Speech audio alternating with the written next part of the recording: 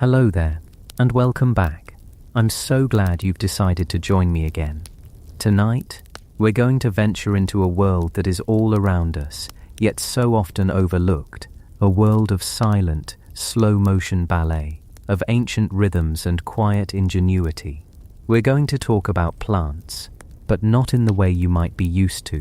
We're not going to focus on their stillness, but on their secret life, their hidden movements.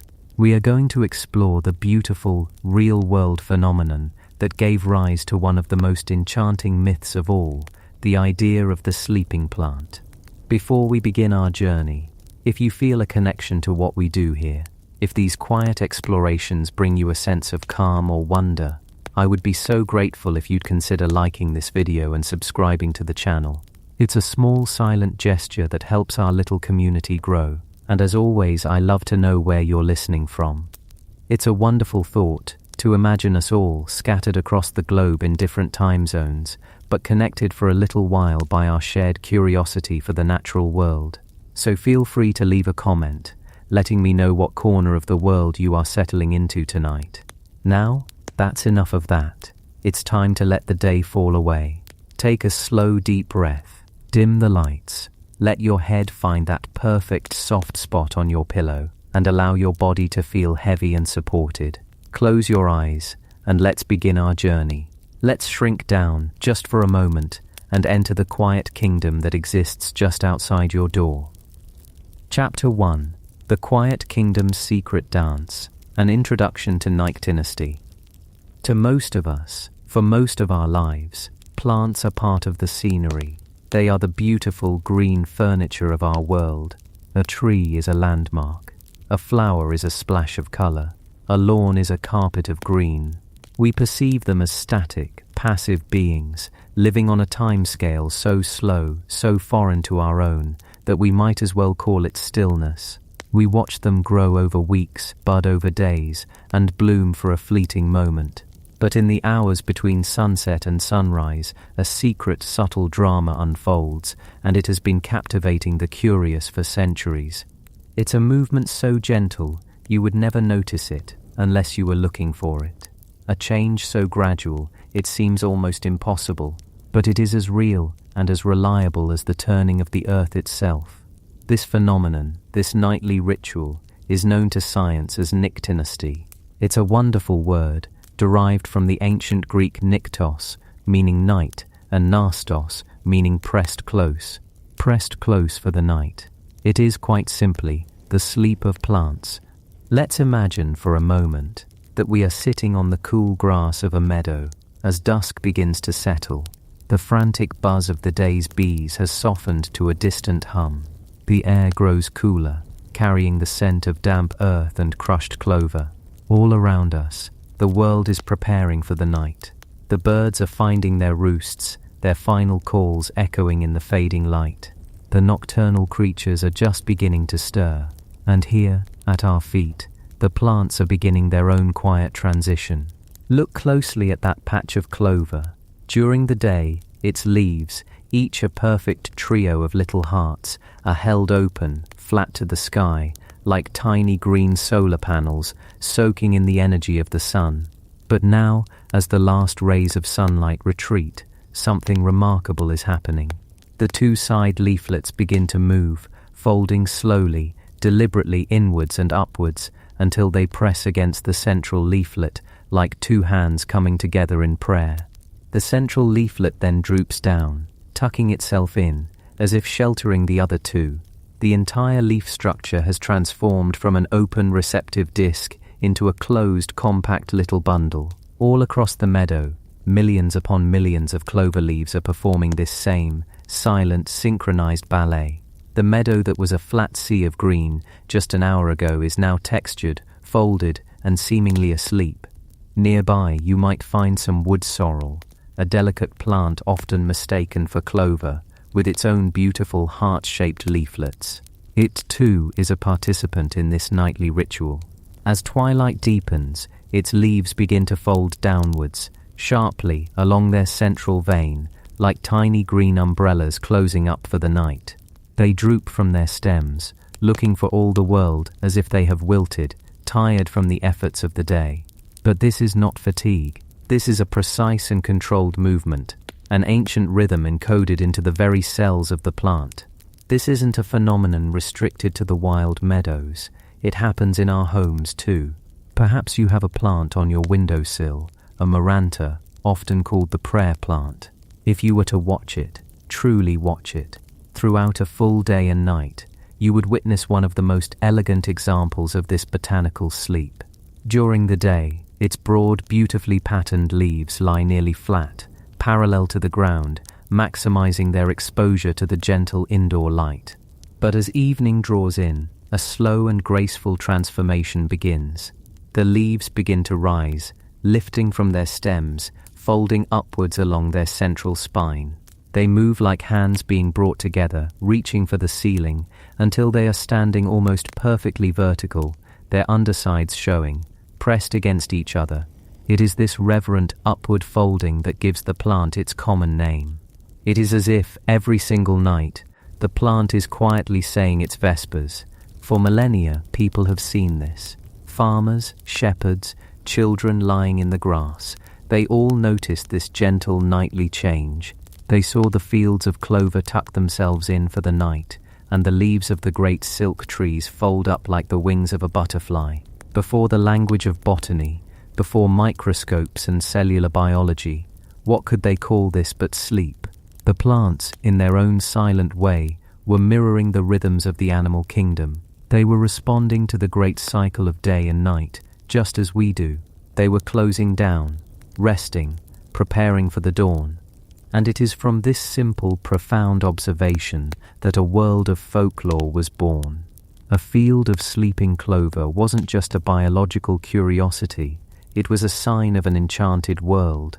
These folded leaves became the beds of fairies, the resting places for woodland sprites. The belief was that these tiny magical beings, invisible to the human eye, would seek out the soft folded leaves of clover and sorrel to rest their weary heads after a long night of mischief and magic. The entire meadow, in the moonlight, was not just a sleeping field of plants. It was a sprawling, silent dormitory for the fairy kingdom. This charming myth, passed down through generations, was a way of making sense of a world that was still full of mystery. It was a story woven around a truth that the plant world was far more active, far more responsive than it appeared. But how? How does a plant, with no muscles, no tendons, no nervous system, achieve such a deliberate and graceful movement? The answer is a masterpiece of hydraulic engineering, happening on a microscopic scale. At the base of each leaf or leaflet that moves, there is a specialized structure, a tiny flexible joint called a pulvinus. You can think of it as a biological hinge, a sophisticated control center for the leaf's movement. This pulvinus is packed with specialized cells, and the secret to their movement lies in one of the most fundamental forces of life, water pressure. During the day, when the prayer plant's leaves are held open, the cells on the lower side of the pulvinus are filled to bursting with water. They are turgid, to use the scientific term.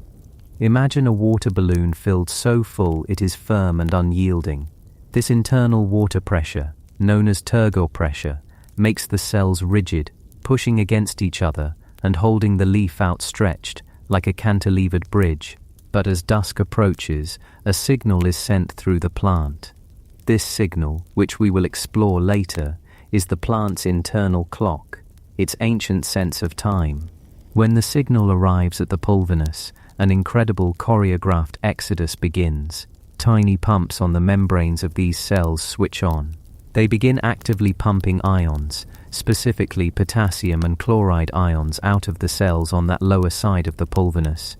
Now water, by the law of osmosis, will always move from an area of low solute concentration to an area of high solute concentration. As the ions are pumped out of the cells, the concentration of solutes inside them drops dramatically. In response, water begins to flood out of those cells, following the ions. The water balloon begins to deflate. The cells lose their turgor, becoming soft and yielding. As the lower side of the pulvinus goes limp, the still turgid cells on the upper side are now unopposed. Their pressure dominates, pushing the structure and causing the entire leaf to pivot upwards into its nightly prayerful position.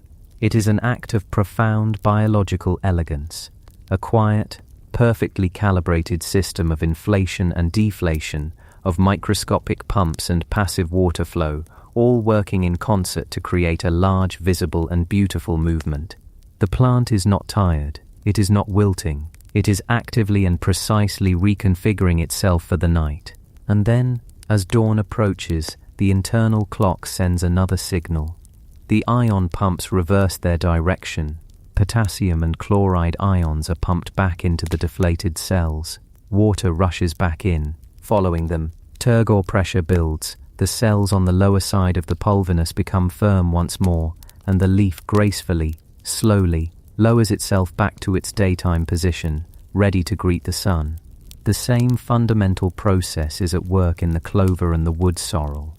Each leaflet has its own pulvinus, its own tiny hydraulic engine at its base, allowing it to fold and unfold with the rhythm of the day.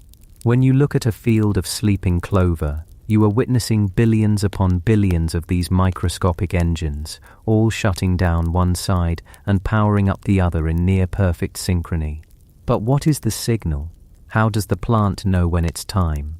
This is where the story gets even more fascinating. Plants possess an internal biological clock, much like our own circadian rhythm. This clock is not a single organ, like a brain, but a complex series of chemical and genetic feedback loops that occur within the plant's own cells. It's a self-winding 24-hour clock that is deeply ingrained in the plant's very being. This internal clock is set, or entrained, by the most reliable cue in its environment, the rising and setting of the sun. Plants are exquisitely sensitive to light. They have photoreceptor molecules, like phytochrome and cryptochrome, which act as the plant's eyes. These molecules can detect not just the presence of light, but its quality, its color, and its intensity. They can tell the difference between the bright, direct light of midday and the red-shifted, gentle light of dusk. As the sun sets, the quality of light changes. The amount of far red light increases relative to red light. The phytochrome molecules detect this shift and send a chemical message throughout the plant. This message communicates with the internal clock, confirming that night is falling. It is this signal, this confirmation from the plant's eyes, that tells the Pulvini to begin their work. What is so remarkable is that this is not just a simple on-off switch in response to darkness. The internal clock has a memory and a predictive ability. Scientists have taken these nyctinastic plants and placed them in conditions of constant darkness. For several days, even without any external cues of light or dark, the plants continue to raise and lower their leaves on a roughly 24-hour cycle. They are not just reacting, they are anticipating. They are running on their own internal, self-sustaining rhythm, a rhythm that has been ticking away, passed down through millions of years of evolution, tuned to the rotation of our planet. So when we see a prayer plant folding its leaves in the evening, we are not just seeing a simple mechanical reaction, we are witnessing the physical manifestation of a plant's perception of time itself. We are seeing an organism that is deeply, fundamentally in tune with the celestial mechanics of its world. This raises the most important question of all: why? Evolution is famously frugal. It does not often favor complex, energy-intensive processes unless they provide a significant advantage. Why would a plant expend energy every single day to fold and unfold its leaves? For a long time, this was a puzzle that fascinated botanists, including the great Charles Darwin himself. He was captivated by what he called the sleep of plants and conducted numerous experiments which he detailed in his book The Power of Movement in Plants. He speculated on several possibilities, and modern science has continued to explore them. There isn't one single definitive answer, and the reason is likely a combination of factors, each contributing a small but vital benefit. One of the leading theories is thermoregulation, the control of temperature.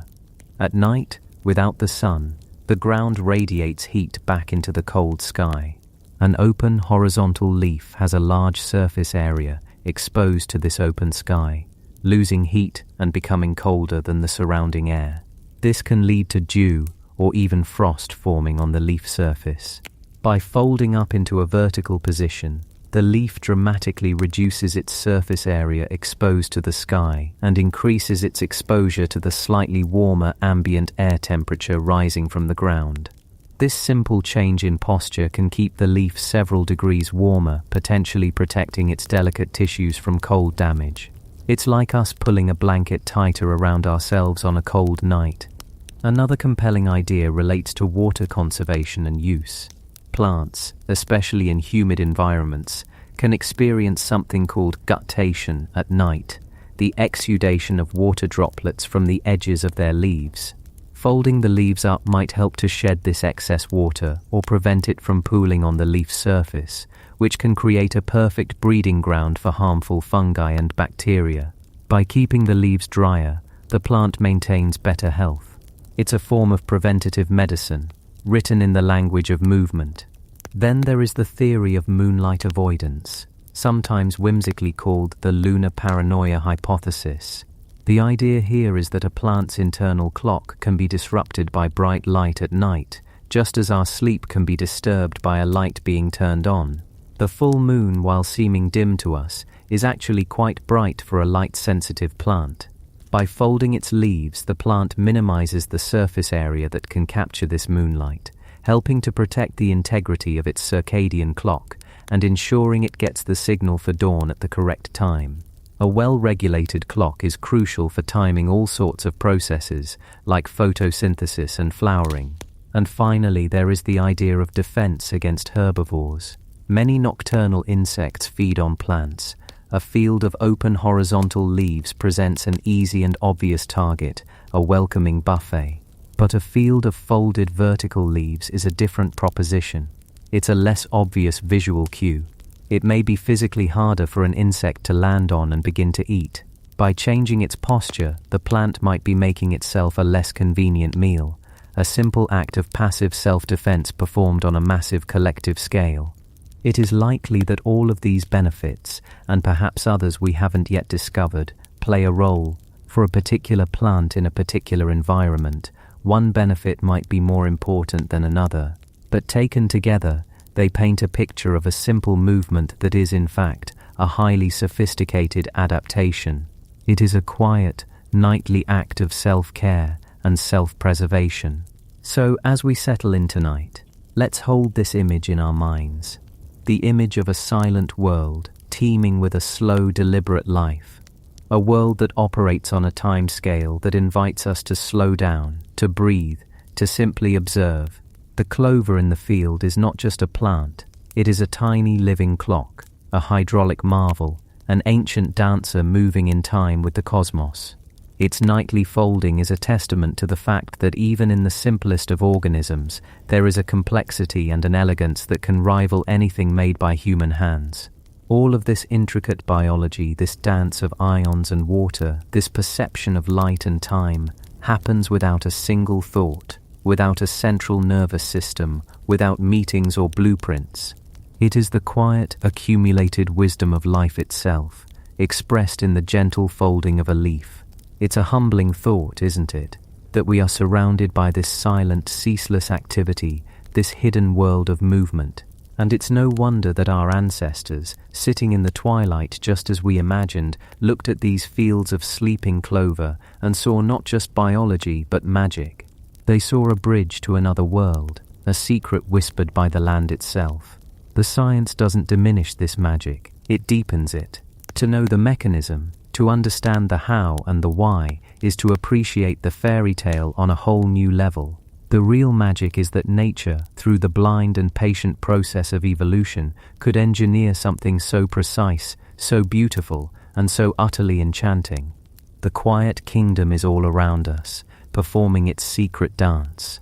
And tonight, we have just begun to learn the steps. So let your mind drift on that thought. Let the image of a meadow, gently folding itself to sleep, be your guide into your own rest. A world of silent, graceful motion, a lullaby written in leaves.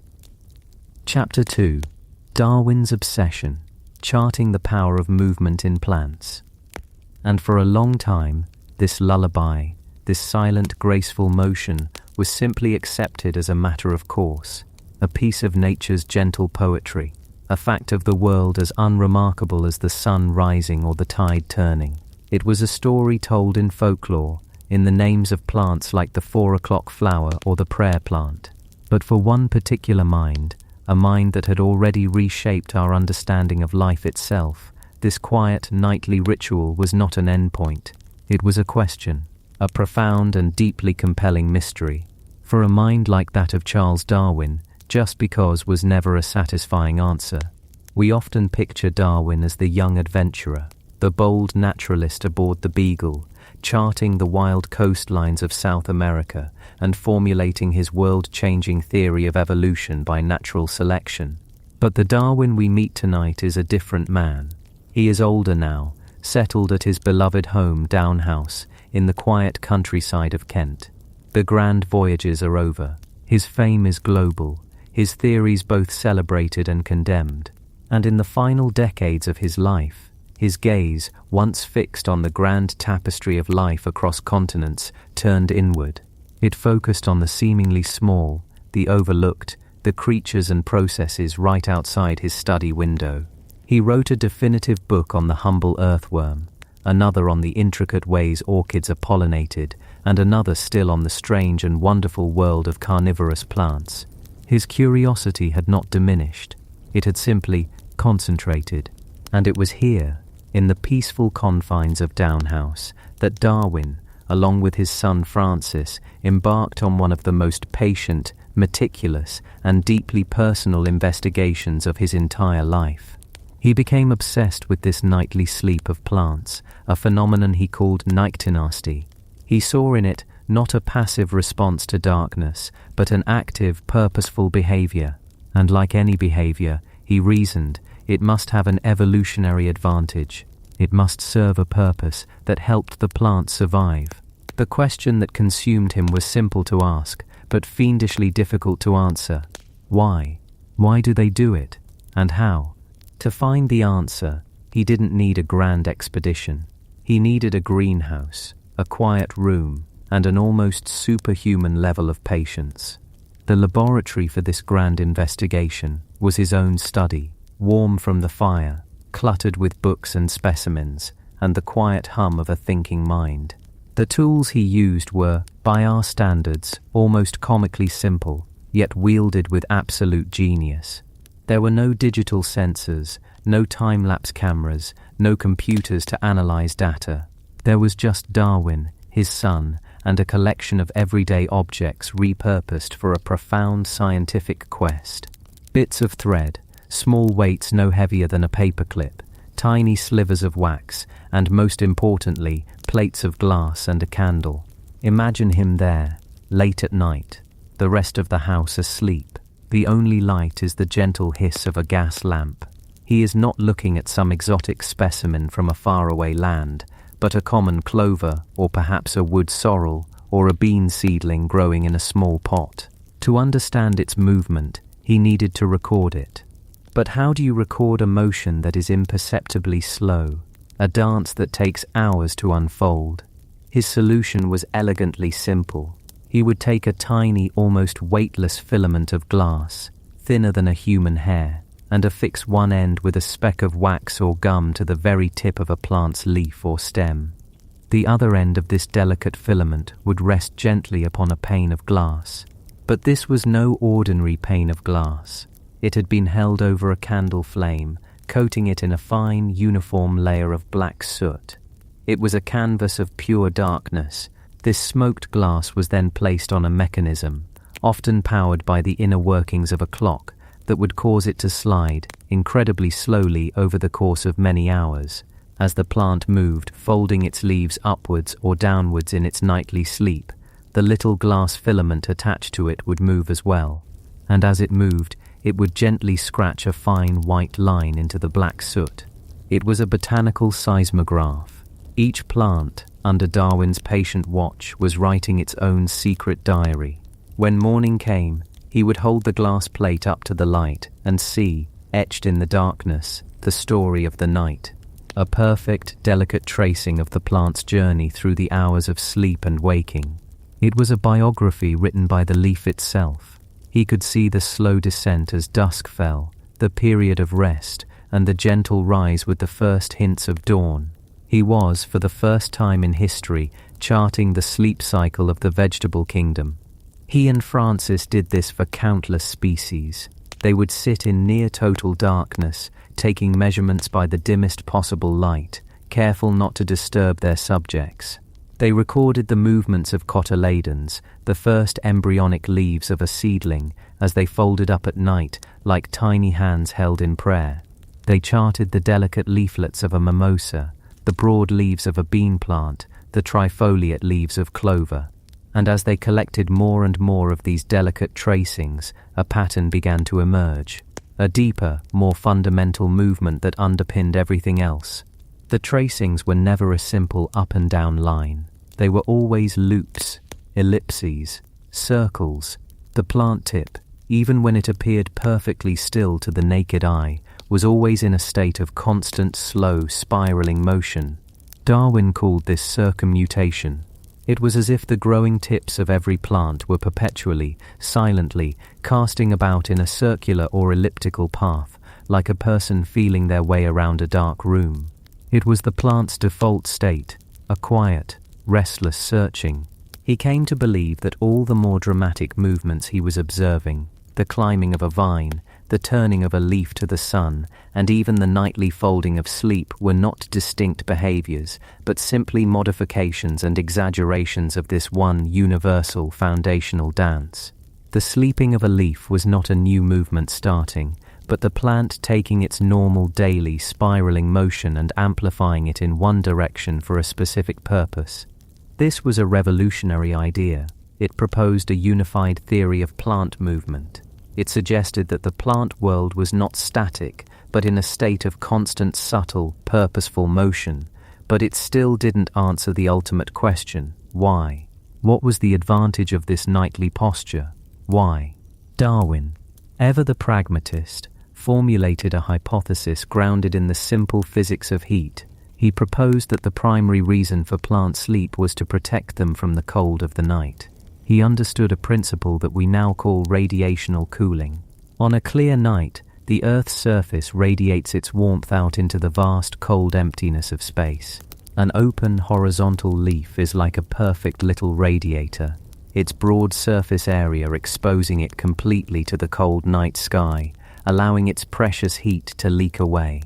By folding its leaves vertically, either up or down, the plant drastically reduces the surface area it exposes to the open sky. In effect, the plant was pulling a blanket of its own leaves over itself. It was a strategy of conservation, a way to prevent its delicate tissues from suffering a damaging chill before the sun could return to warm them. And of course, he didn't just propose this idea, he tested it.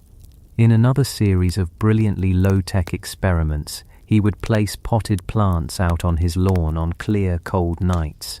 Over some of the plants he would place a thin board, acting as an artificial roof, blocking their view of the cold sky. Other plants were left fully exposed. He would then, in the dead of night, go out with a thermometer and compare the temperature of the leaves. And he found a small but consistent difference. The leaves that had been allowed to fold up and sleep under the open sky were slightly warmer than leaves on a similar plant that he had artificially pinned open.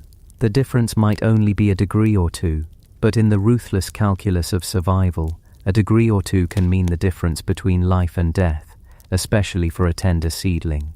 He theorized that this was most critical for young plants. A mature tree could withstand a bit of a chill, but for a tiny seedling fresh in the world, conserving every bit of warmth could be crucial. This nightly act of folding was a tiny, vital piece of engineering that gave it a better chance of seeing the next dawn. He also speculated on secondary benefits. For instance, by folding up, leaves might prevent a heavy layer of dew from forming on their surfaces. This dew, while seeming harmless, could become a problem at sunrise when the rapid evaporation could overly chill the leaf surface. Furthermore, Some evidence suggested that the upright posture could deter nocturnal herbivores or make it harder for fungal spores to settle and germinate. His work, culminating in the 1880 book he co-authored with Francis, The Power of Movement in Plants, was a masterpiece of observation and deduction. It was Darwin in his purest form, endlessly patient, meticulously detailed, and always seeking a rational, evolutionary explanation for the wonders of the natural world. But to the wider scientific community, it was profoundly radical. The book was dense, filled with hundreds of pages of detailed observations and those delicate tracings from the smoked glass plates, and its central implication was unsettling for many. To suggest that plants had behavior, that they moved with purpose, even if that purpose was an unconscious evolved strategy, was to blur the sacred line that separated the animal kingdom from the vegetable kingdom. Animals behaved, plants just grew. Darwin's work suggested this distinction was not so clear-cut. It painted a picture of the plant world as a far more dynamic, active and responsive place than was commonly believed. Some critics dismissed his obsession as the strange hobby of an old man looking for complexity where there was only simple mechanics. They argued he was anthropomorphizing, giving human-like qualities to a simple biological process. But Darwin was not alone in this new field of inquiry. The late 19th century was a fertile time for plant physiology. Across the Channel in Germany, a botanist named Wilhelm Pfeffer was exploring the very mechanics of how these movements were possible. While Darwin was charting the what and why, Pfeffer was investigating the how at a cellular level. He conducted groundbreaking work on osmosis and what he termed Turgor pressure. He demonstrated that plants could move their leaves by actively pumping water from cells on one side of a joint, or pulvinus, to the other. Imagine the base of a leaflet as a tiny hydraulic hinge. To lower the leaf, the plant pumps water out of the cells on the upper side of this hinge, making them go limp, while simultaneously pumping water into the cells on the lower side, making them swell and become rigid. This imbalance in pressure forces the hinge to bend and the leaf to droop. To raise it again, the process is simply reversed. It is a work of microscopic plumbing, a silent cellular hydraulic system of stunning precision. Pfeffer's work provided the physical mechanism that perfectly complemented Darwin's evolutionary framework. The two men's research, one focused on the grand strategy and the other on the microscopic tactics, together created a far more complete picture of the sleeping plant. And the story doesn't end there. From the other side of the world, in Calcutta, India, another brilliant mind was taking this investigation to an entirely new level of sensitivity. The physicist and biologist Sir Jagadish Chandra Bose was not satisfied with Darwin's smoked glass. He wanted to see these movements in real time and with a magnification that was previously unimaginable. So, using his expertise in physics and engineering, he invented a device he called the crescograph. The crescograph was an astonishing instrument of levers and gears, capable of magnifying the tiniest motion by a factor of 10,000, a movement utterly invisible to the human eye. Smaller than a millionth of an inch, would appear as a dramatic swing of the instrument's needle. With the crescograph, Bose could attach a probe to a leaf and watch, on a grand scale, the plant's reaction to its environment. He could see its rate of growth change in response to a cloud passing over the sun. He could chart its gasp when watered after a period of thirst. He was, in essence, watching the living pulse of the plant world. Bose's demonstrations were legendary. He would tour Europe and America, showing audiences how a cabbage would convulse when placed in boiling water, or how a plant's pulse would falter when exposed to poison. His work was sensational, and he took it in a more mystical direction than Darwin ever did. He argued that his instruments proved that plants had a nervous system, that they could feel pain, experience pleasure, and possess a consciousness not unlike that of animals. He saw a universal thread of life and sensitivity running through all living things. His conclusions were, and still are, highly controversial in the scientific community. While his instruments were undeniably brilliant, his interpretations strayed from the cautious, evidence-based approach of men like Darwin and Pfeffer. He was accused of the very same anthropomorphism that Darwin had faced, but on a much grander scale. Yet his work served a powerful purpose. It forced people to look at plants differently. It shattered the image of plants as passive, unfeeling objects. Whether you agreed with his conclusions or not, you could not deny the evidence from his crescograph. The plant world was a place of constant, dynamic, and sensitive response. And so, what began as a quiet, late-night curiosity in a study in Kent blossomed into a global scientific conversation. Darwin's obsessive charting of the lullaby written in leaves had opened a door. He had shown that these simple movements were not simple at all. They were a sophisticated, evolved survival strategy. They were the result of a microscopic hydraulic engine, as Pfeffer showed, and they were part of a continuum of sensitivity and response that connected plants to the whole web of life, as Bose so passionately argued. It's humbling, really, to think of that great bearded patriarch of biology, a man who had stared into the abyss of deep time and rewritten the story of our origins, spending his final years with a candle, a piece of smoked glass, and a bean sprout. He was searching for a grand truth in a small place. He believed that if you could understand the principles of life as they operated in a single seedling, you could understand them as they operated across the entire planet. The legacy of that work is profound. Today, scientists in the field of chronobiology study the internal clocks of plants, the very mechanisms that tell them when to sleep and when to wake, even in the absence of light cues. The field that is sometimes controversially called plant neurobiology explores how plants process information and communicate, using chemical and electrical signals that are eerily analogous to the nervous systems of animals. All of these modern fields owe a tremendous debt to the quiet, patient observations made by candlelight at Downhouse. So as you settle in now, as you let your own mind drift towards rest, think of that world of silent, ceaseless motion. The garden outside your window is not a static diorama. It is a city that is quietly shutting down for the night. Leaves are being folded, resources are being conserved, and tiny, delicate engines of water pressure are performing their nightly task. It is a process of such elegance and efficiency, engineered by millions of years of trial and error. And it was all charted, all revealed, by a curious old man who refused to believe that anything in nature was just because. He listened to the lullaby, and for the first time he wrote down the notes. Let that quiet, looping, circumnutating dance be your guide tonight. A slow, gentle spiral into a deep and peaceful rest. Chapter 3. The Cellular Engine. Turgor, Pulvini, and the Mechanics of Sleep.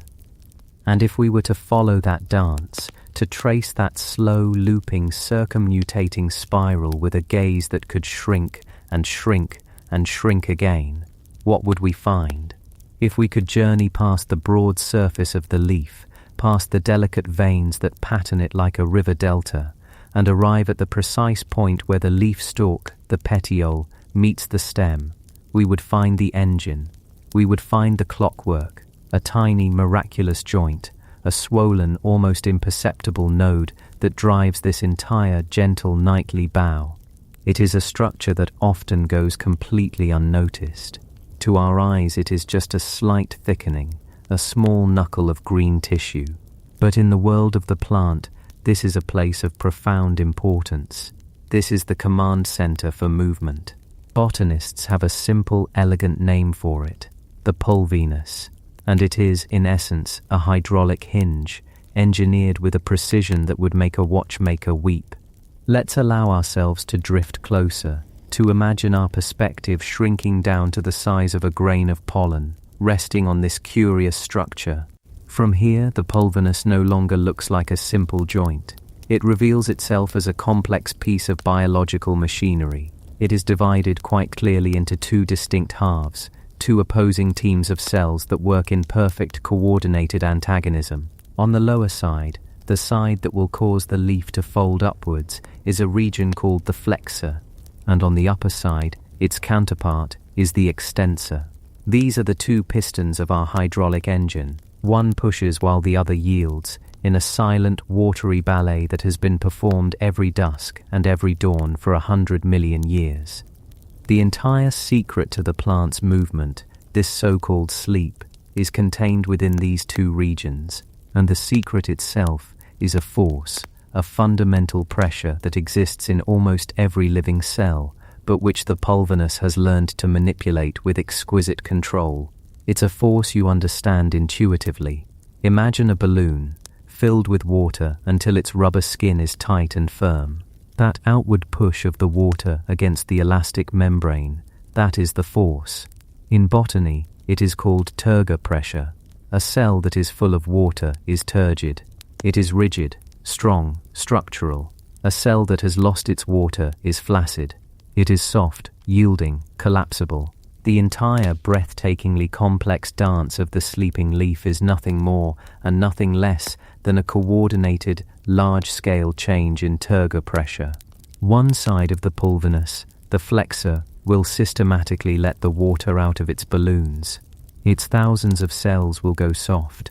At the very same moment, the other side, the extensor, will pump its own balloons up, making its cells rigid and swollen. The result of one side collapsing while the other inflates is a slow, graceful, and unstoppable physical movement. The leaf folds. But this, of course, only leads to a deeper, more beautiful question. How? How does a plant, with no brain, no nerves, no muscles, command its cells to inflate and deflate with such rhythmic precision? How does the water know where to go? The answer is not a command, but an invitation. The plant doesn't shout at the water, it whispers. It lays out a path, and the water, by its very nature, has no choice but to follow. Let us journey deeper still, passing through the cellulose wall of a single cell on the flexor side of the pulvinus, the side that is about to go limp as evening approaches. We drift through the cell wall, that sturdy box-like outer casing, and into the bustling jelly-like cytoplasm within. And there, in the center of the cell, is the true engine room, a vast membrane-bound sac called the vacuole. Think of it as the cell's internal water tank, its reservoir. In a turgid awake cell, this vacuole is swollen with water, pressing the cytoplasm firmly against the cell wall, giving the entire structure its firmness. But as the internal clock of the plant, that deep, ancient circadian rhythm, signals the end of the day, a quiet, invisible process begins. Tiny, specialized proteins embedded in the membrane of that vacuole begin to stir. These are the ion pumps. They are microscopic doormen, gatekeepers with a very specific and very important job. Their task is to move tiny, charged particles, ions, from one place to another. Specifically, they are tasked with moving potassium and chloride ions. You know them better as the components of salt. And these pumps, these tireless little proteins, begin their work. They start actively pumping potassium and chloride ions out of the vacuole and into the space outside the cell. This is not a passive process, it requires energy. For every ion that is forced out against its natural gradient, the cell must pay a price. It spends a tiny molecular battery, a molecule called adenosine triphosphate, or ATP. With every tick of the internal clock, the cell is paying, with its precious energy reserves, to meticulously change the salt balance between the inside and the outside of its water tank. Now, water is a simple molecule. It lives by a simple rule, a fundamental law of physics called osmosis. Water will always move from an area of low salt concentration to an area of high salt concentration. It is an irresistible urge written into the fabric of chemistry, to try and dilute, to try and even things out. And so, as the ion pumps on the flexor side diligently push the salt out of their vacuoles, they are creating a profound invitation. The inside of the cell is becoming less salty, less concentrated. The space outside the cell is becoming more salty, more concentrated. And the water, held within that central vacuole, feels this change. It feels the pull. It begins to move. But it does not just seep out slowly. Nature is far too efficient for that. Embedded alongside the ion pumps are other, even more remarkable proteins. These are the aquaporins, the water channels. If the ion pumps are the ones who write the invitation, the aquaporins are the ones who open the floodgates.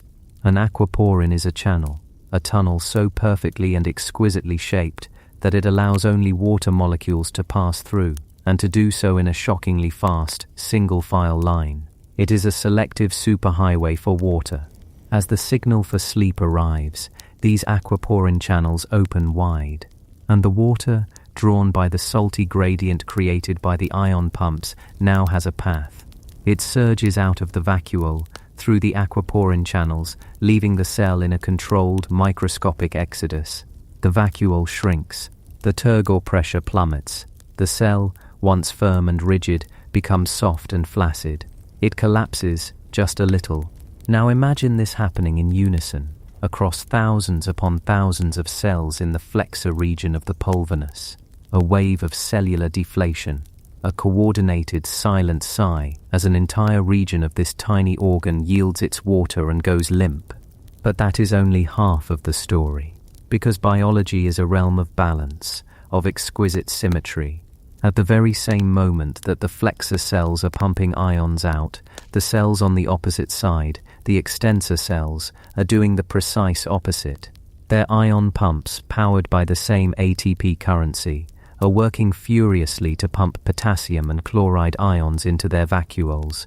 They are making the inside of their water tanks incredibly salty, and the water in the spaces around them responds.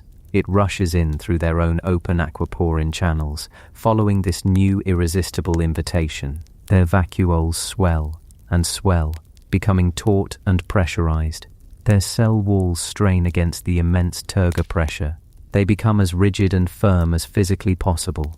So now, let us pull our perspective back out. Picture the pulvinus, this tiny, clever hinge. On its lower surface, thousands of cells have just gone soft. On its upper surface, thousands of cells have just become incredibly rigid and swollen. The result is an inevitability of physics. The rigid swelling side overpowers the soft yielding side. The extensor pushes, the flexor folds, and the leaf, attached at the end of this marvelous little engine, rises slowly, gracefully, folding its hands as if in prayer.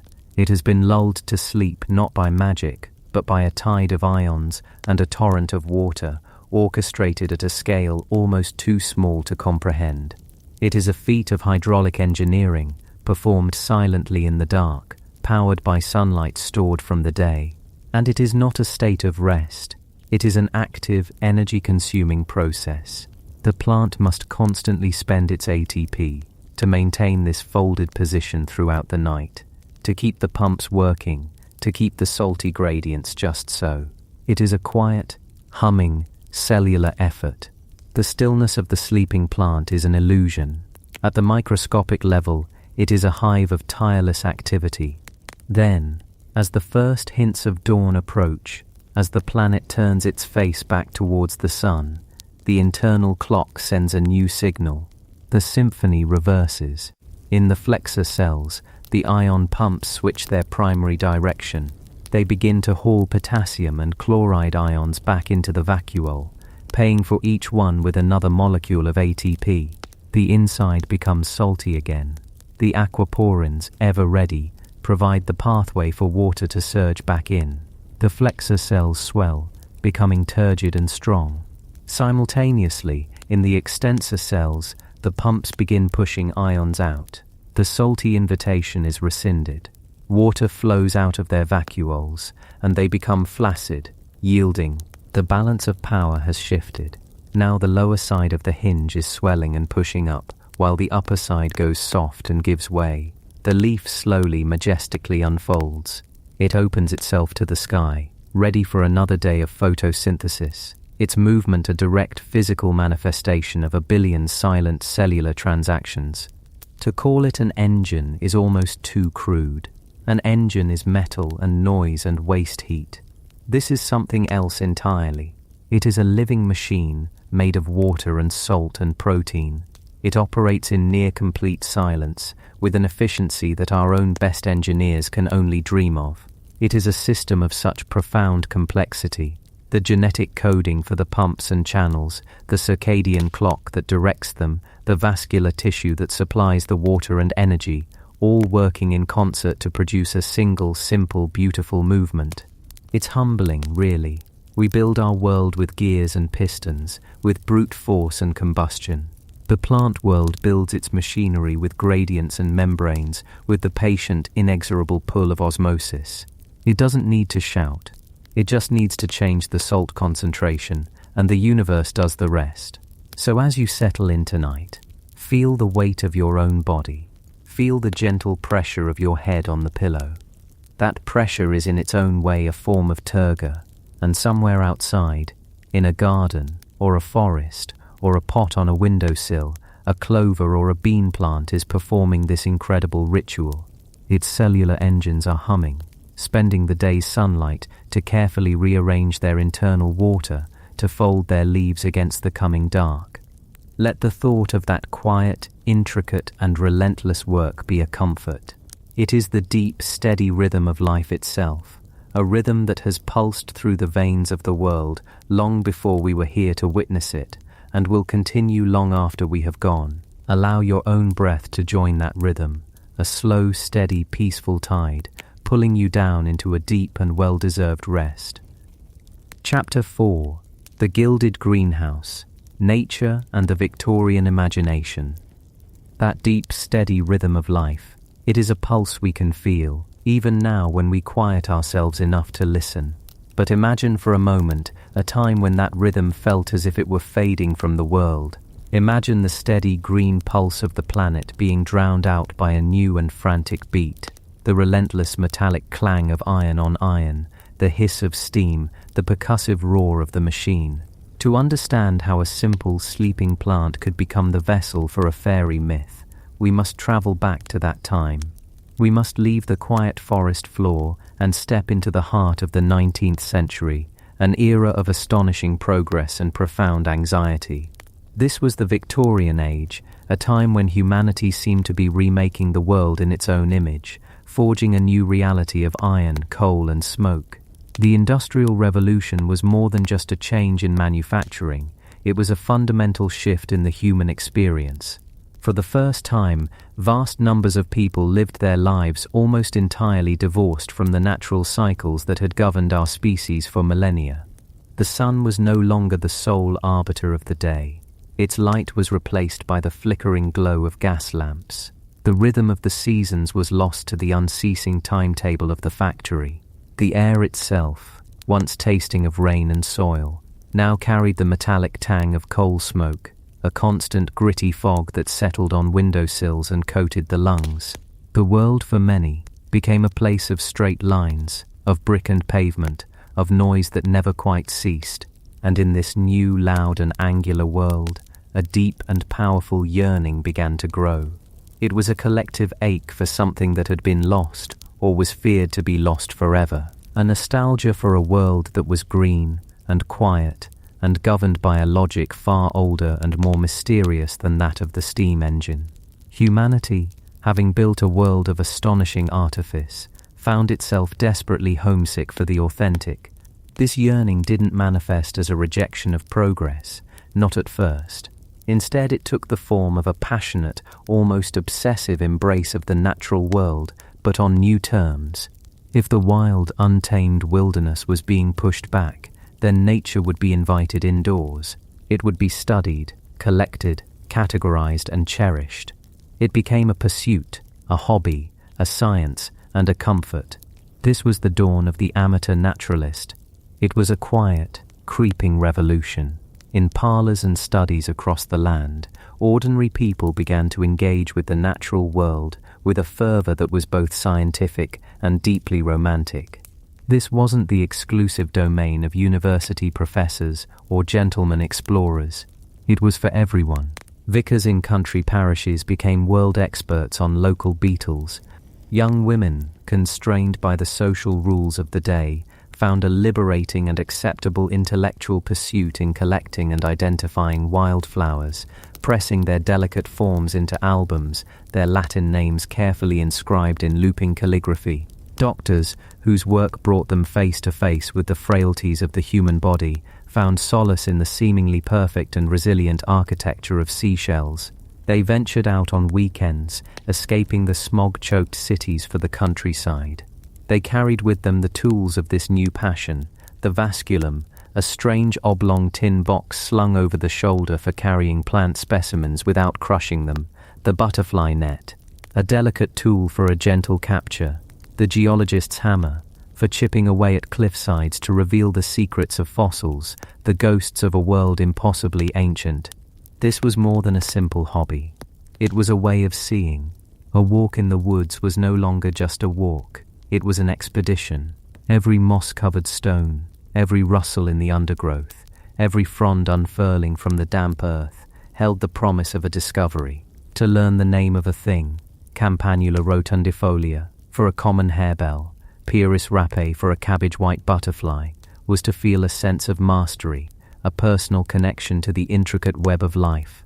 It was a way of pushing back against the anonymity of the industrial city, of finding a unique and precious detail in a world that was becoming increasingly standardized. This deep desire to connect with nature, to bring it close and understand its secrets, found its most spectacular expression in a cultural phenomenon so widespread, so passionate, that it was given its own name, pteridomania, the fern craze. To our modern ears, it sounds almost comical, an entire society swept up in a frenzy for ferns. But to say the Victorians were merely fond of ferns is like saying the ocean is a bit damp. It was a full-blown obsession, a love affair that permeated every level of society, from the Queen herself down to the most humble cottage dweller. And why ferns? What was it about these ancient, non-flowering plants that so captivated the Victorian imagination? Perhaps it was their subtlety. In an age of bright, bold, industrial colours, the fern offered 1,000 shades of green, a quiet and intricate beauty. They did not shout for attention with vibrant petals, they whispered in the language of shape and texture. The fractal perfection of a frond unfurling, the delicate lace of its leaflets, it was a form of natural artistry that felt both complex and deeply serene. They also spoke of antiquity, of a world before smoke and steam. Ferns are an ancient lineage of plants. Their ancestors dominated the landscape during the Carboniferous period, long before the dinosaurs. Their fossilized remains formed the very coal that was now powering the engines of the revolution. To cultivate a fern in your parlor was, in a way, to cultivate a living fossil, a tangible link to a primordial pre-human Earth. It was a piece of ancient wild magic in a world of rigid man-made logic. And so they hunted them. Men and women, clad in tweed and sturdy boots, would embark on dangerous expeditions to find rare specimens. They would scale treacherous cliff faces, wade into damp gullies, and lower themselves into dark ravines, all for the prize of a rare spleenwort or a maidenhair fern. These were not gentle strolls. Fern hunting had its casualties. People fell from cliffs, they were caught by rising tides, all in the grip of pteridomania. It was an adventure, a quest, that pitted the determined naturalist against the wildness of the landscape. The ferns they collected were brought back as trophies. They were pressed, mounted, and displayed in albums. But more than that, they were cultivated. And this presented a profound challenge. Many of the most beautiful and delicate ferns grew in the damp, shaded, humid climes of remote woodlands. How could you possibly replicate such an environment in a stuffy, gas-lit Victorian home where the air was dry and often filled with toxic fumes? The answer came not from a botanist, but from a London doctor named Nathaniel Bagshaw Ward. Like so many of his contemporaries, Ward was an amateur naturalist. His particular passion was entomology, the study of insects. In 1829, he was attempting to observe the life cycle of a hawk moth, and he placed its chrysalis in a sealed glass jar with some damp soil. The moth experiment was a failure. But something else happened in that jar that would change the world. A tiny fern spore, dormant and unnoticed in the soil, had germinated, and then a single blade of grass sprouted.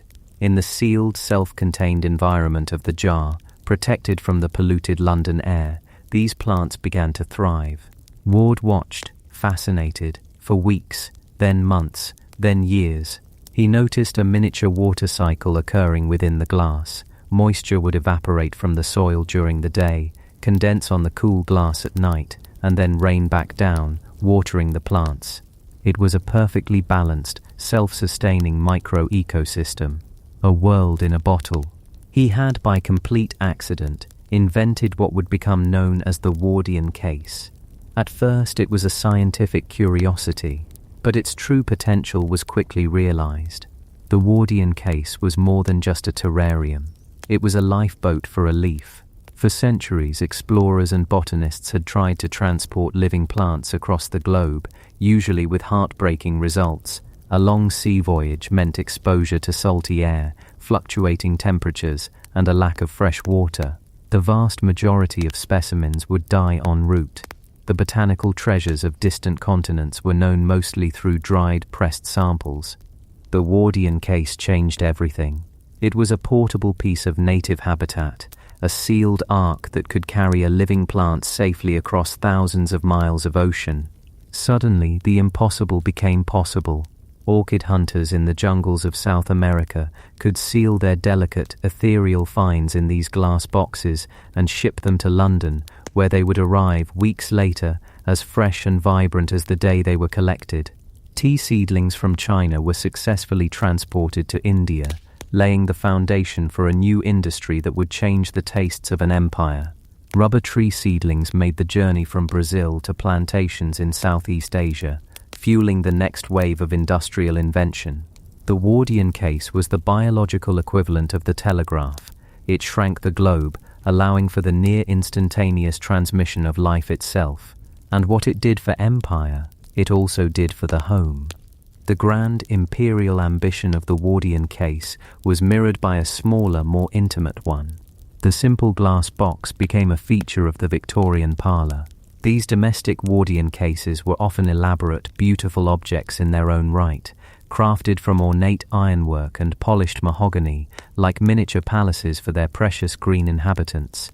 They were living jewels, thriving ecosystems displayed in the heart of the home.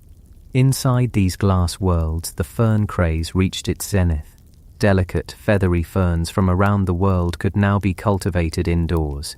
The Wardian case became a window into another world, a miniature, idealized landscape.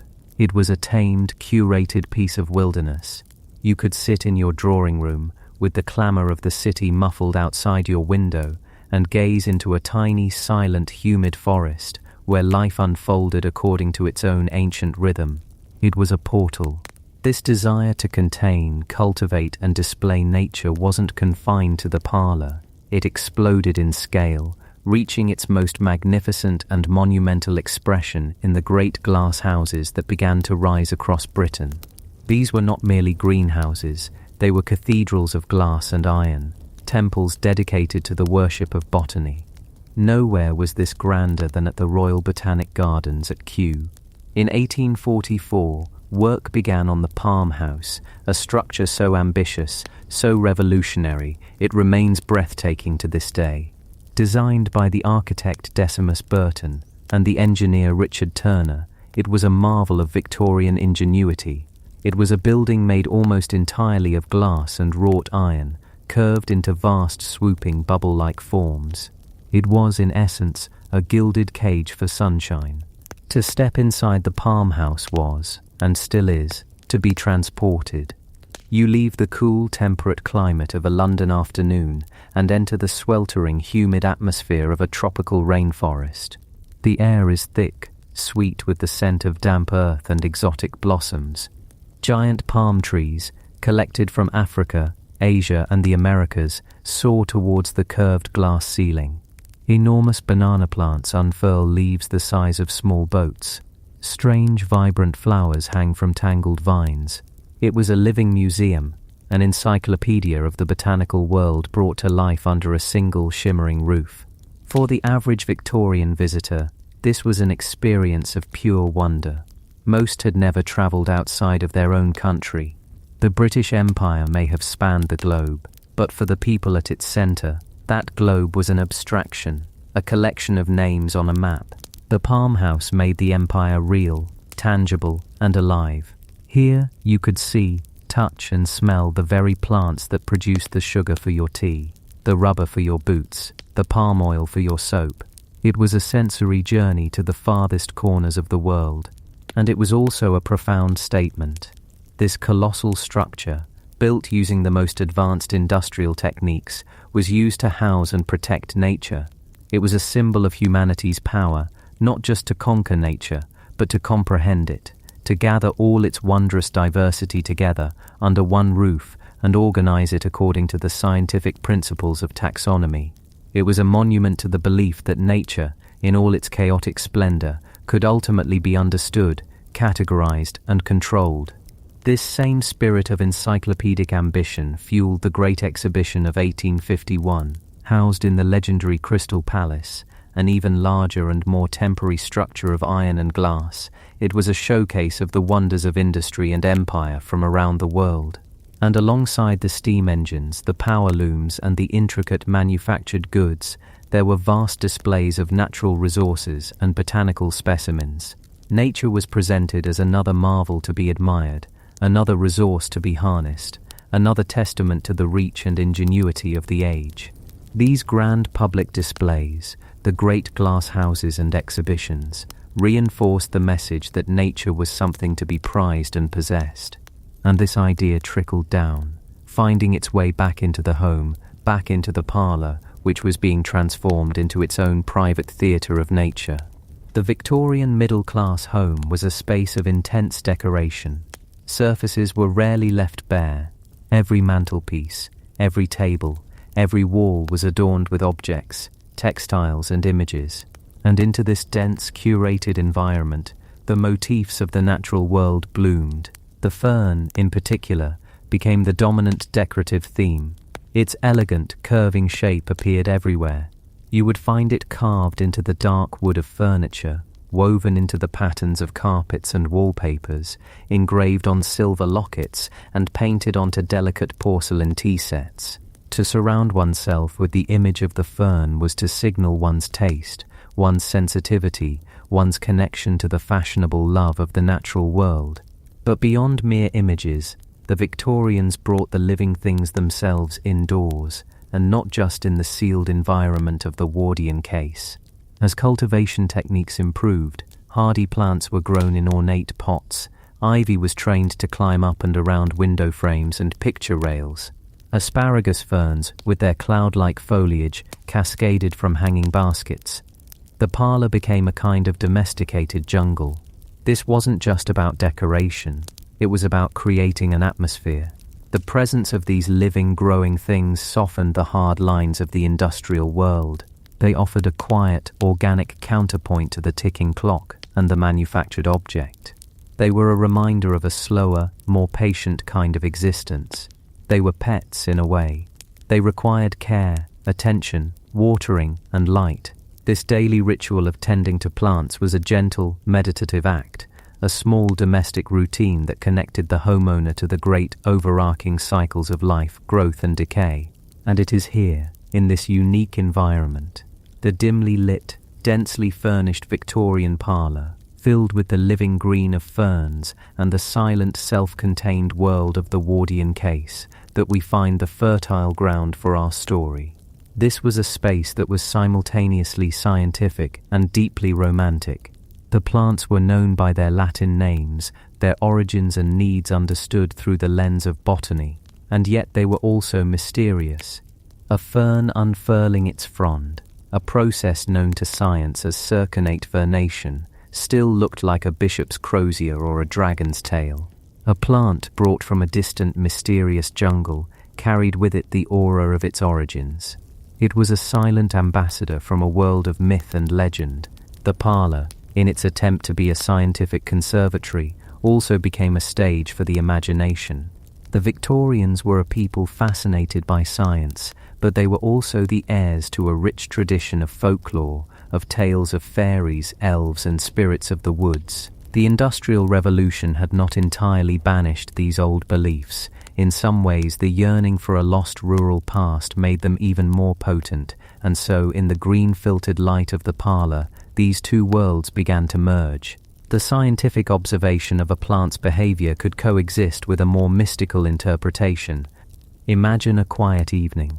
The gas lamps are lit, casting a soft, flickering glow. Outside, the sounds of horse-drawn carriages clatter on the cobblestones, but inside, it is a haven of quiet.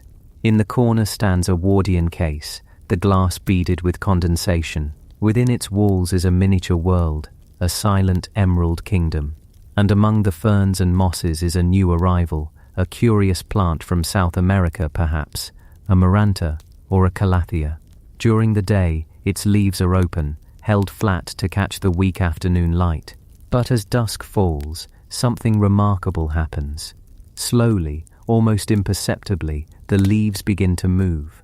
They rise upwards, folding together as if in prayer. It is a slow, deliberate, and utterly silent motion. It is Nyctinasty, a biological response to the changing light, a complex mechanism of water pressure changing in the plant's pulviness.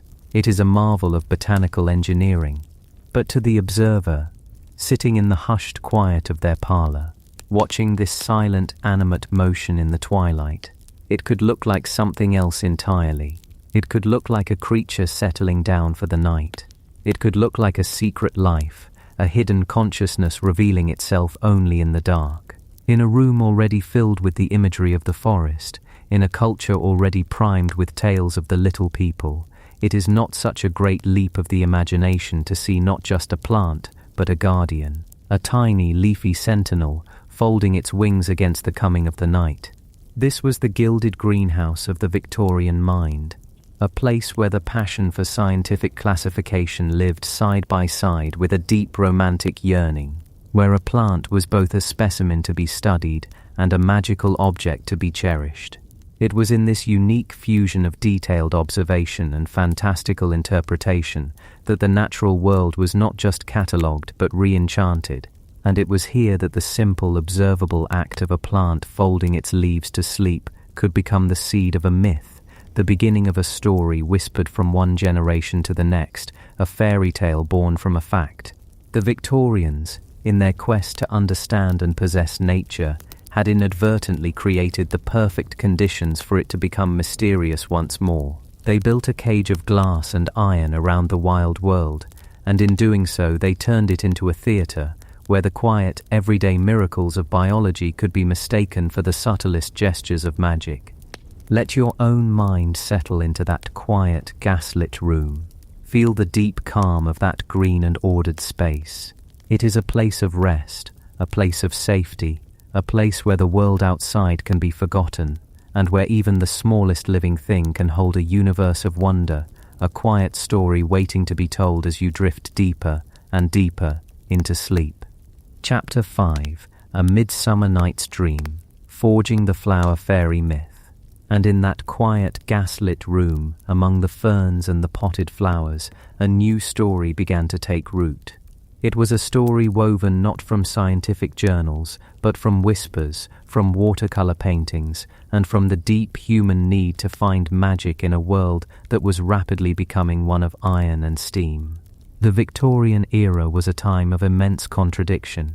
It was an age that built bridges of steel that spanned great rivers and laid cables across the ocean floor, connecting continents with a spark of electricity. It was an age of logic, of engineering, of classifying and categorizing every corner of the natural world with methodical precision. Yet for every factory that filled the air with smoke, for every new scientific theory that chipped away at old certainties, there grew an equal and opposite hunger for the enchanted, the unseen, the ethereal. The more the world was measured and explained, the more people seemed to yearn for a corner of it to remain mysterious. And they found that corner in the garden at dusk. They found it in the park as the evening mist began to rise. They found it in the woods, on a path dappled with the last rays of sunlight. Here, as the world of human endeavor grew loud and complicated, the world of plants offered a quiet, secret theater, and the stars of this theater were the very plants we have been observing, the ones that so faithfully folded themselves away for the night. Imagine you were there, not as a botanist with a magnifying glass, but as a child in a starched collar or a poet with a notebook.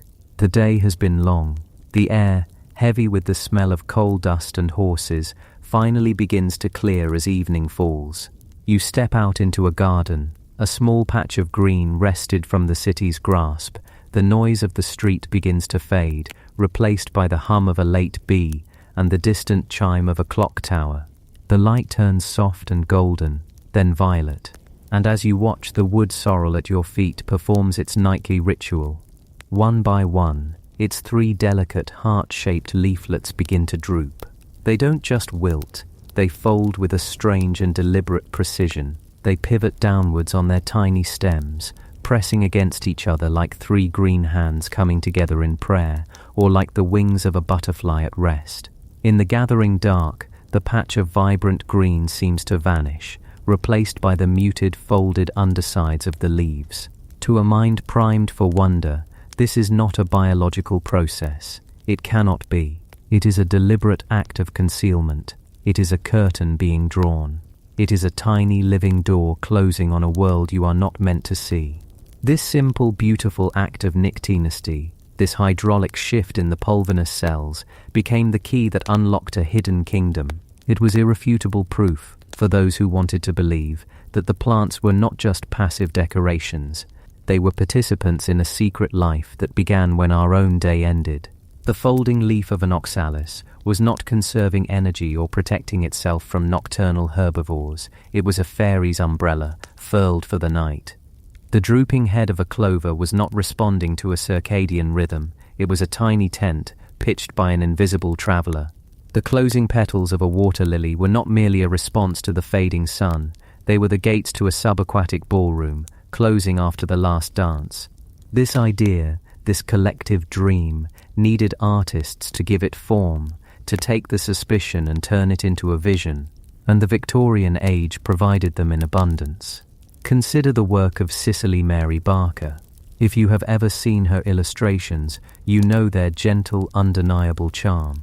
Her flower fairies are not just whimsical sprites placed coincidentally next to a plant. They are intrinsically, biologically part of it. Barker was a meticulous botanist. She rendered each petal, each leaf, each stamen with loving, scientific accuracy. The flowers are perfectly identifiable, and emerging from this botanical truth is her fantasy. The fairy's clothes are made from the petals of its flower. Its hat is a blossom. Its wings are the shape of the leaves. The fairy and its plant are one and the same. In her world, the wood sorrel fairy is a delicate creature who speaks of its flower as a cup for fairy wine and its triple leaf as a shield from the summer rain. The plant's Nyctinasty isn't just a quaint habit, it is a service. The plant is a home, a wardrobe, a pantry, and a guardian for its tiny resident spirit. Barker's art was a gentle contract with the viewer. Yes, this is a real plant you can find in the woods, and yes, this is the secret spirit that lives within it, the reason it behaves in these charming, human-like ways. She gave a face and a name to the plant's nightly movements, and in doing so, she solidified the myth for generations of children. Her books were not just storybooks, they were field guides to a world of magic that was hiding in plain sight. But this vision of a benign, gentle fairy world was not the only one. For a deeper, more unsettling and perhaps more psychologically revealing look, we must turn to the shadowed, intricate canvases of painters like Richard Dadd and John Anster Fitzgerald. Their work takes us away from the sunny nursery and into the feverish, moonlit theatre of the adult imagination. Richard Dadd's most famous painting, The Fairy Fella's Masterstroke, was painted while he was a patient in a mental asylum. And to look at it is to fall into a world of breathtaking, almost suffocating detail. Here, the fairies are not human-like children in petal dresses. They are strange, gnarled, intense beings who seem to be born from the very substance of the forest floor. They are entangled with the nuts, leaves, and fungi around them, A patriarch with a long white beard sits on a mushroom. A tiny man raises an axe to split a hazelnut. And all around them, dozens of faces and figures peer out from between blades of grass and under broad leaves. The plants here are not just homes for the fairies, they are the very fabric of their world and perhaps of their bodies. The sense of scale is dizzying. You feel as though you have shrunk down and are lying on the damp earth, witnessing a drama of immense importance that is utterly invisible to the human world above. The leaves of a common dandelion tower over the scene like cathedral arches. A folded clover becomes a vast triangular roof.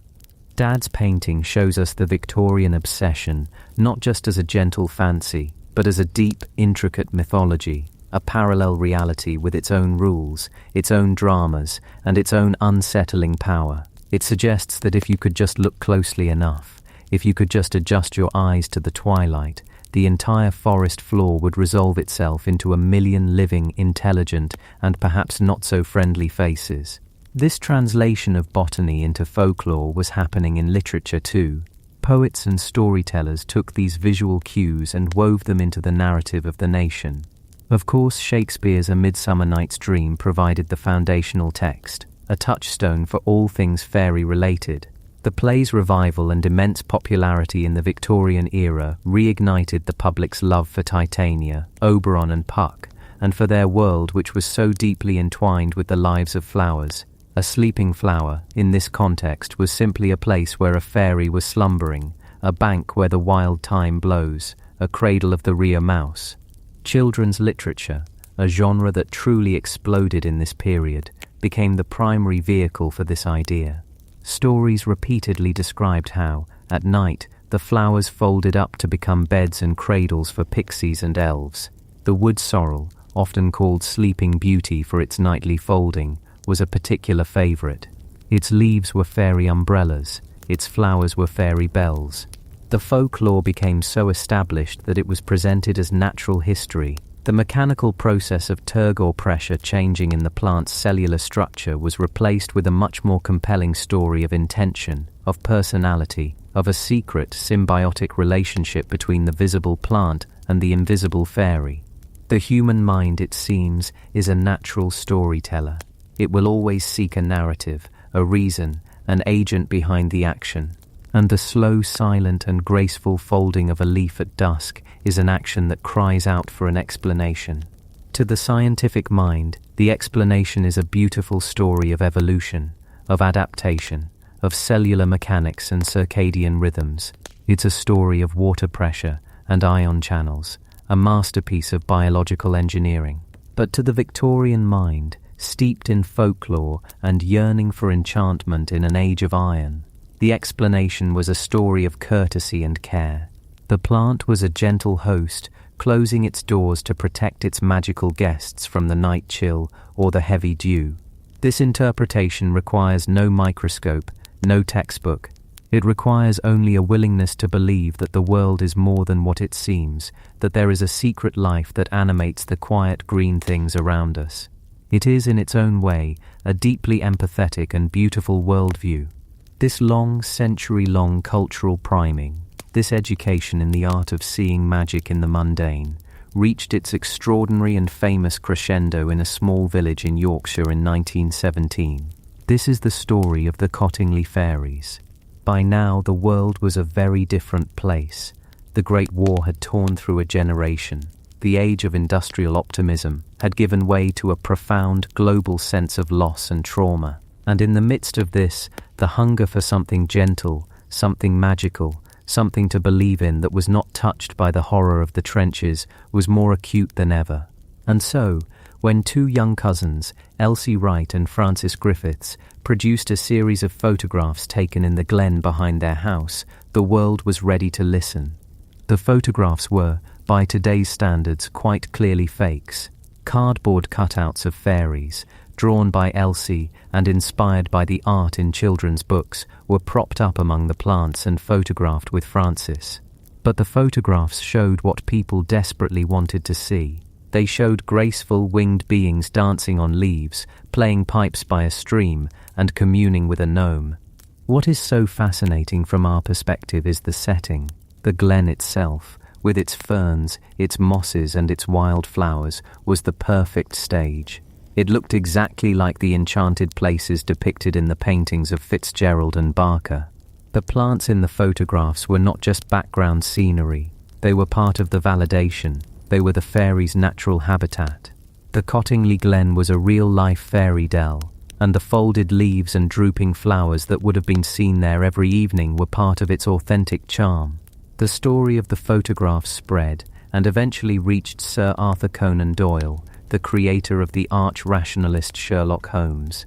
In a move that seems baffling now, Doyle, who had lost his son in the war and had become a fervent believer in spiritualism, championed the photographs as genuine proof of the existence of fairies. He saw them as evidence of a new, higher plane of existence. He published the photos in the Strand magazine, and the story became an international sensation. The great mind behind the world's most famous detective was utterly convinced. Why? Because he, like so many others of his time, had been taught his entire life what to look for. He had been taught that the natural world held these secrets, the daily observable miracle of Nyctinasty, of plants folding themselves up for the night, had created a cultural framework, a plausible narrative that allowed for this leap of faith. The Cottingley fairies were not an isolated hoax. They were the logical culmination of a century of seeing the garden as a stage and the plants as its silent, accommodating actors. It would be decades before Elsie and Francis confessed, admitting that they had faked the photos with paper cutouts and hatpins. But the story of why it was believed is far more interesting than the story of how it was done. It is a story about the power of suggestion and about our deep-seated need to imbue the natural world with intention and with soul. The Victorians looked at a sleeping plant and saw a cradle. They were scientifically wrong, of course. The folding leaf has nothing to do with fairies, but perhaps in a poetic sense, they were not so far from the truth. They recognized that this quiet, daily movement was a sign of life, of a hidden, complex inner world that the plant possessed. They anthropomorphized it. They turned it into a myth, because it was the only language they had to express their sense of wonder. They knew instinctively that something miraculous was happening at their feet as the sun went down. We now have a different language. We can speak of photopigments and potassium ions, of osmotic pressure and biological clocks. Our story is, in its own way, just as magical.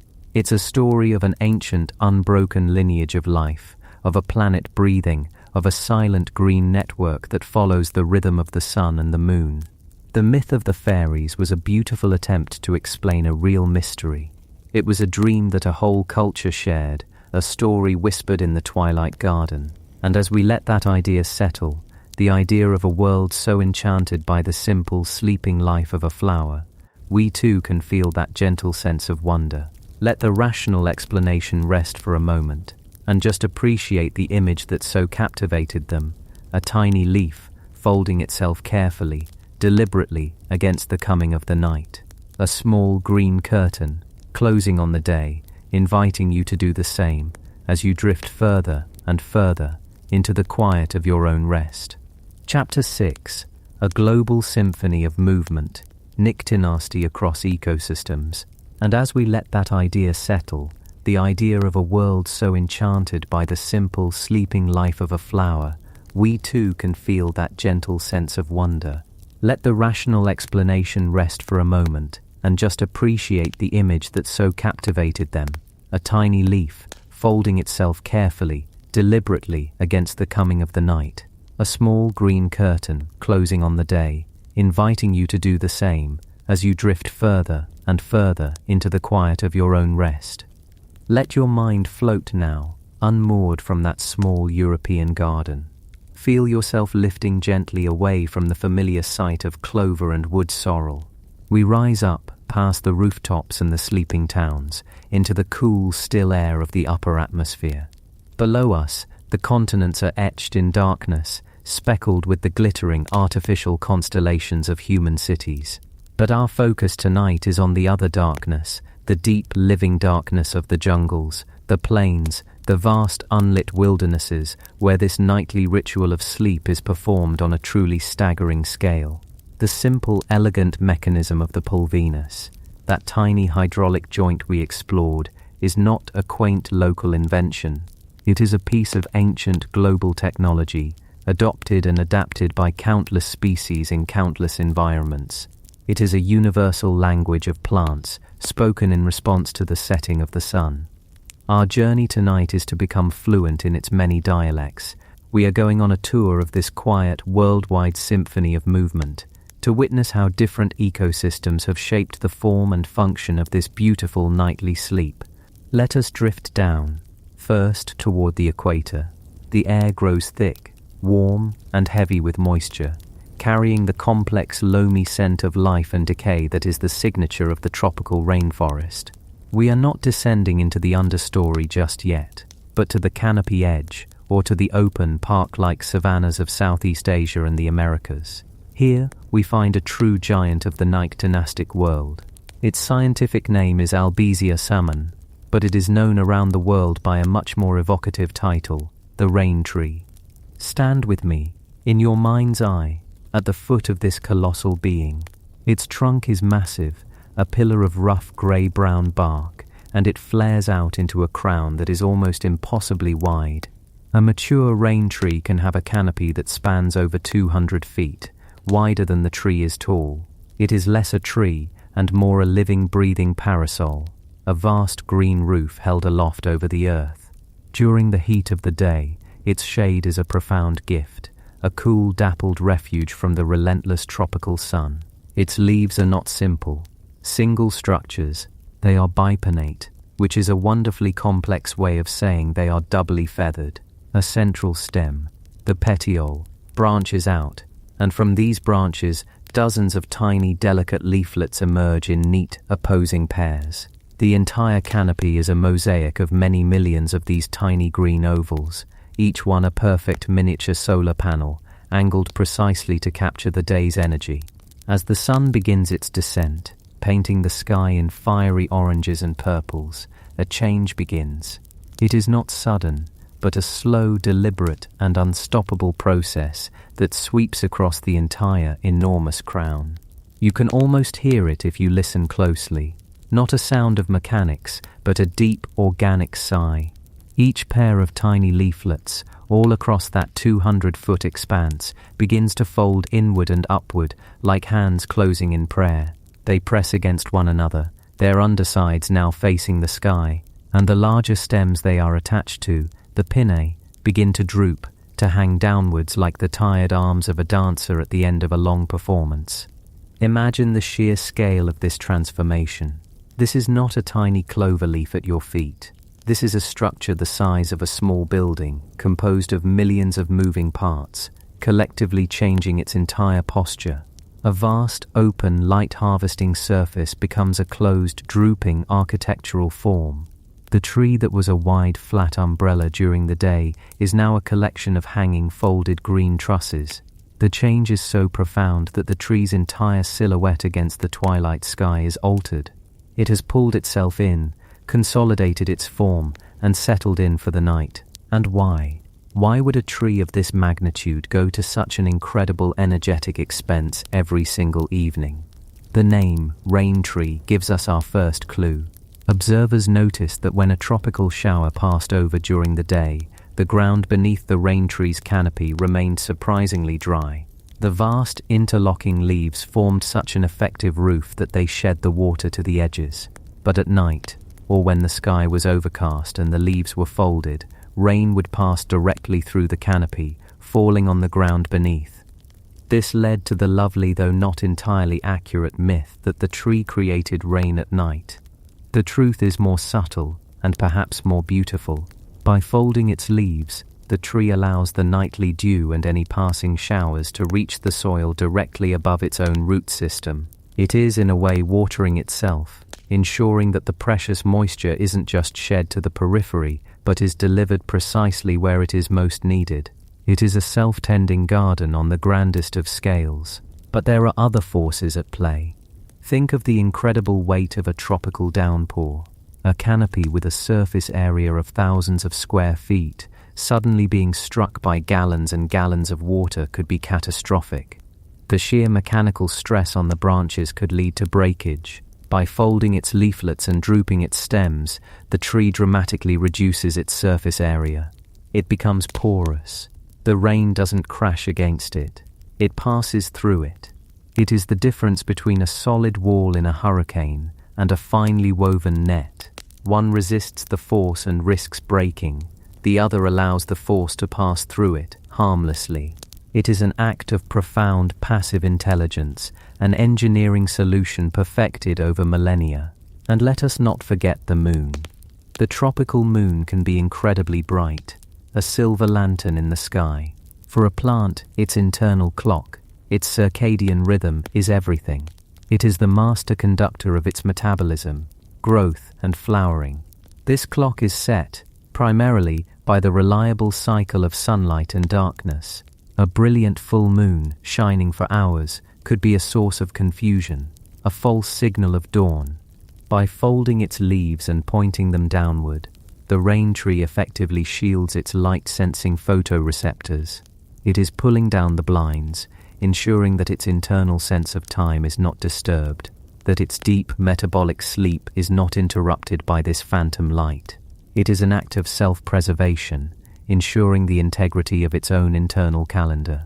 Take a moment to simply be with this image, a living being, larger than a house, meticulously folding millions of its own parts in a coordinated silent ballet every single evening. It is a slow, methodical process, driven by the same tiny water pumps, the same Pulvini, that we saw in the clover. But here they are multiplied and magnified, working in concert to move an entire forest canopy. It is a humbling display of nature's ability to scale a simple, elegant solution to a monumental size. The rain tree is not just sleeping, it is performing a nightly act of architectural reconfiguration, of water management, and of temporal discipline, all without a single thought, a single central command. It is simply responding, perfectly and gracefully, to the fading of the light. Now, from the immense scale of the rain tree, let us shrink our perspective. We travel from the open savanna into the denser, more tangled parts of the tropical world, to the forest edges and clearings of South and Central America. Here, growing low to the ground, often in disturbed soil, we find a plant that is famous not just for its nightly sleep, but for its startling reactivity. This is Mimosa pudica, the sensitive plant, or the touch-me-not. At first glance, it is an unassuming little plant, a sprawling herbaceous shrub with wiry, often thorny stems, like the rain tree. Its leaves are complex and feathery, bipinnate marvels of fractal geometry. During the day, they are spread wide, a delicate green lace soaking up the sunlight. As dusk falls, it performs the classic Nyctinastic movement. The leaflets fold together, the petioles droop, and the entire plant assumes a wilted, sleepy posture, just as we would expect. It is following the same ancient rhythm, closing up shop for the night. But Mimosa pudica has another trick, a high-speed version of this movement that serves a very different purpose. Gently, in your imagination, reach out and touch one of its open leaves. The effect is instantaneous and dramatic. A wave of motion cascades through the plant, originating from the point of contact. The leaflets you touched immediately snap shut. This signal propagates down the petiole, and the entire leaf stem collapses, drooping downwards as if suddenly drained of life. If the touch is strong enough, the signal can travel to adjacent leaves, which also collapse in a chain reaction. The plant that was, a moment ago, a vibrant open network of green, now looks shriveled, wilted, and profoundly unappealing. What we are witnessing is a different kind of nasty, a different kind of directed movement. The slow nightly folding is Nyctinasty, triggered by light. This rapid touch-induced collapse is called Thigmonasty, and yet the mechanism behind both is precisely the same. It is all down to the pulvinus. In the rain tree, the movement of water out of the extensor cells is a slow, hormonally driven process that takes place over the course of an hour or more. In Mimosa pudica, a physical touch triggers a rapid bioelectrical signal. It's not a true nerve impulse like in an animal, but it functions in a similar way, a wave of electrochemical change that travels through the plant tissues. When this signal reaches the Pulvini, it causes a sudden massive efflux of potassium ions from the cells on the lower side of the joint.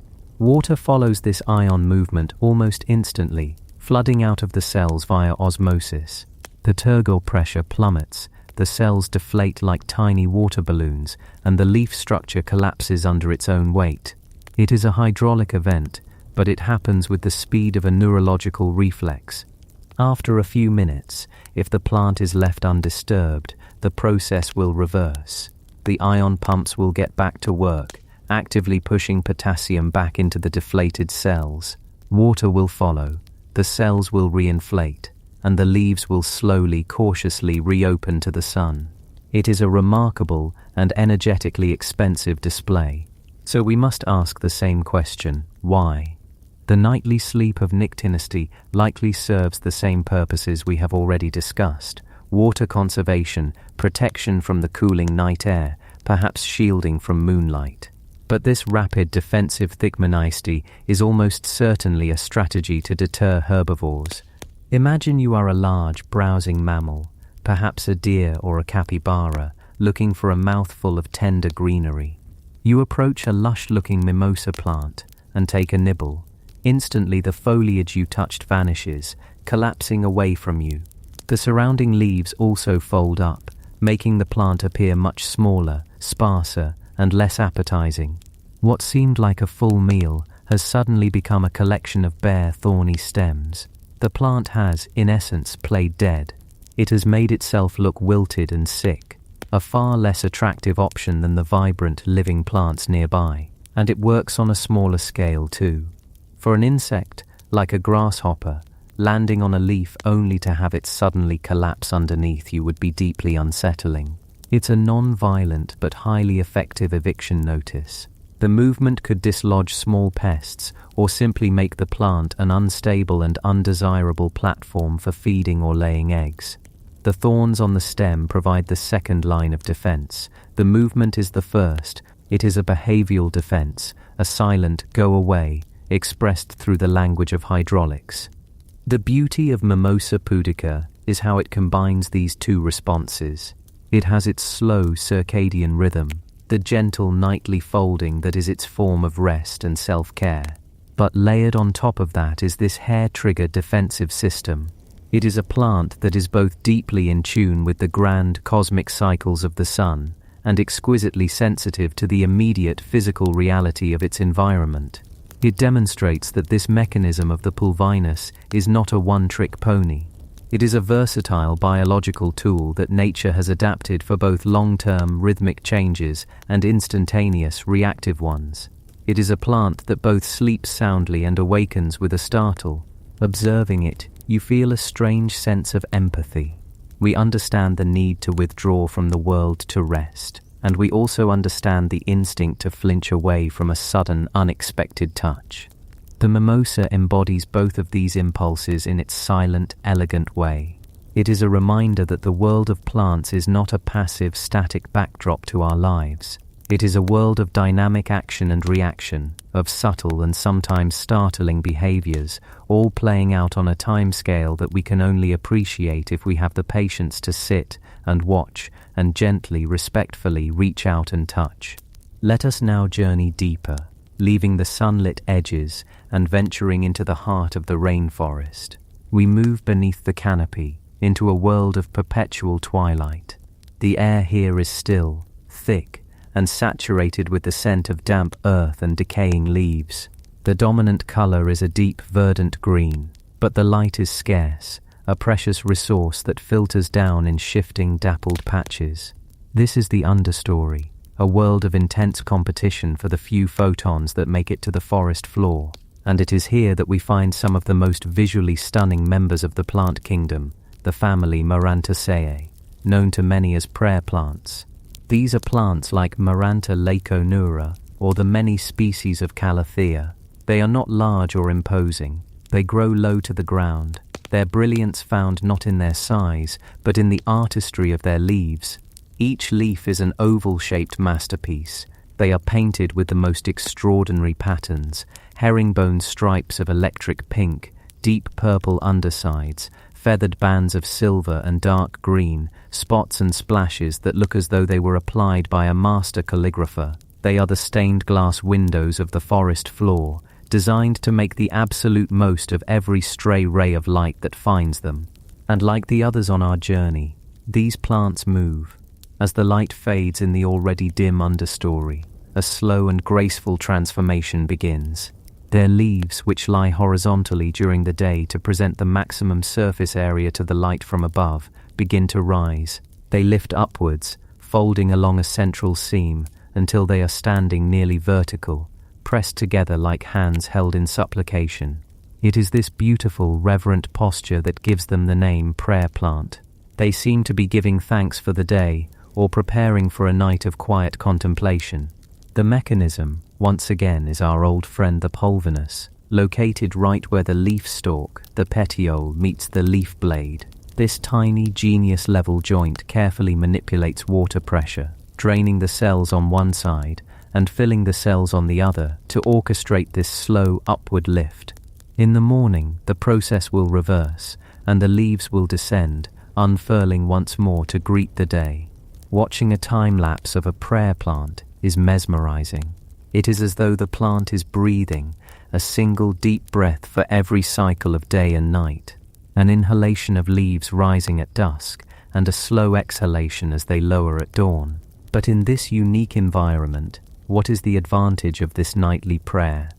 The theories are many, and it's likely a combination of factors, a finely tuned response to the specific challenges of the rainforest understory. One of the most compelling ideas relates once again to water. In the humid, still air of the understory, water is everywhere. As the temperature drops at night, condensation is heavy. If the leaves were to remain flat, large pools of water could collect on their surfaces. This standing water creates an ideal environment for the growth of fungi and bacteria, which could cause disease and rot. Furthermore, the sheer weight of the water could damage the delicate leaf tissue. By lifting the leaves into a vertical position, the plant turns itself into a steep-roofed structure. Any dew or dripping water from the canopy above runs right off, down the stem, and into the soil. It is a simple, elegant act of hygiene, of keeping its delicate, light-harvesting surfaces clean and dry. Another theory returns to the idea of light, but in a different way. While avoiding the bright moonlight might be a factor, some scientists speculate that the movement is more about heat. Leaves can lose a significant amount of heat to the cold night sky through radiation. In an open field, this might not be a major issue, but in the incredibly stable thermal environment of the rainforest understory, even small temperature fluctuations can be significant. By folding vertically and huddling together, the leaves reduce the surface area exposed to the open sky above, minimizing this radiative heat loss and helping the plant maintain a more stable internal temperature. It is the botanical equivalent of pulling a blanket up to your chin on a chilly night. And as always, we cannot rule out the constant pressure of herbivores. A leaf that is lying flat is an easy target. A leaf that is standing on end, presenting only a thin edge, is much harder for a nocturnal insect or slug to land on and begin to eat. The colorful patterns themselves may serve as camouflage or as a warning, and changing their orientation at night could further confuse any creature that hunts by sight or by shape. The plant is not just moving, it is changing its profile, making itself a more difficult, less obvious target in the darkness. Whatever the primary reason, the result is an object of profound beauty and wonder. These plants are not passive recipients of light. They are active participants in their own survival, constantly, subtly adjusting their posture to navigate the challenges of their world. The intricate patterns on their leaves are not just for show. They are the working surfaces of a highly sophisticated biological machine. The nightly prayer is not a symbolic gesture. It is a vital, functional part of that machine's maintenance and defense cycle. To sit quietly and watch a maranta as dusk falls is a meditative experience. You are witnessing a life form that is deeply, fundamentally connected to the rhythms of its world. There is no anxiety, no rush. There is only the slow, deliberate, and utterly reliable process of folding inward, of rising to meet the night. It is a quiet lesson in grace, a reminder that some of the most complex and beautiful processes in the universe happen in near total silence, in the deep shade of the forest floor, powered only by water and timed by the turning of the earth. Now, let us rise up from the intricate, shadowed world of the rainforest understory and emerge into the vast, open spaces of a different kind of ecosystem. This one is no less alive, but it is a landscape shaped not just by evolution, but by the human hand. We find ourselves floating over the great agricultural heartlands of North America, or Brazil, or China. Below us, stretching to the horizon in every direction, are immense geometric fields, quilts of green laid over the gentle contours of the land. We are looking at a sea of soybeans. Here, the scale is almost impossible to comprehend. We are not observing a single plant or a small patch of them. We are witnessing billions upon billions of individual plants, all of the same species, Glycine max, all planted at the same time, all growing in unison. Each soybean plant is a member of the legume family, the Fabaceae, which is the family most famous for Nyctinastic movements, and as the sun sets over these vast plains, a quiet continental-scale event takes place. If you were to stand at the edge of one of these fields, in the stillness of twilight, you would witness a subtle but profound change. The leaves of the soybean plant are trifoliate, meaning they grow in clusters of 3 leaflets. During the day, these leaflets are held horizontally, open to the sky like broad green palms. But as the light fails, every single one of those billions of plants begins to perform the familiar nightly ritual. The Pulvini at the base of each leaflet begin their work. The leaflets pivot downwards, drooping until they hang almost vertically. The visual effect, across an entire field, is extraordinary. The texture of the landscape changes, the color deepens. The sea of bright flat green becomes a darker, more complex surface of hanging, shadowed leaves. If there is a gentle breeze, the sound of the field changes too. The rustle of the drooping leaves is different from the sound of the flat, open leaves of midday. It is a softer, more whispering sound. It is the sound of a living landscape settling down for the night. An entire ecosystem, albeit an artificial one, is going to sleep, and it is doing so in near-perfect synchrony. This is not a quaint botanical curiosity.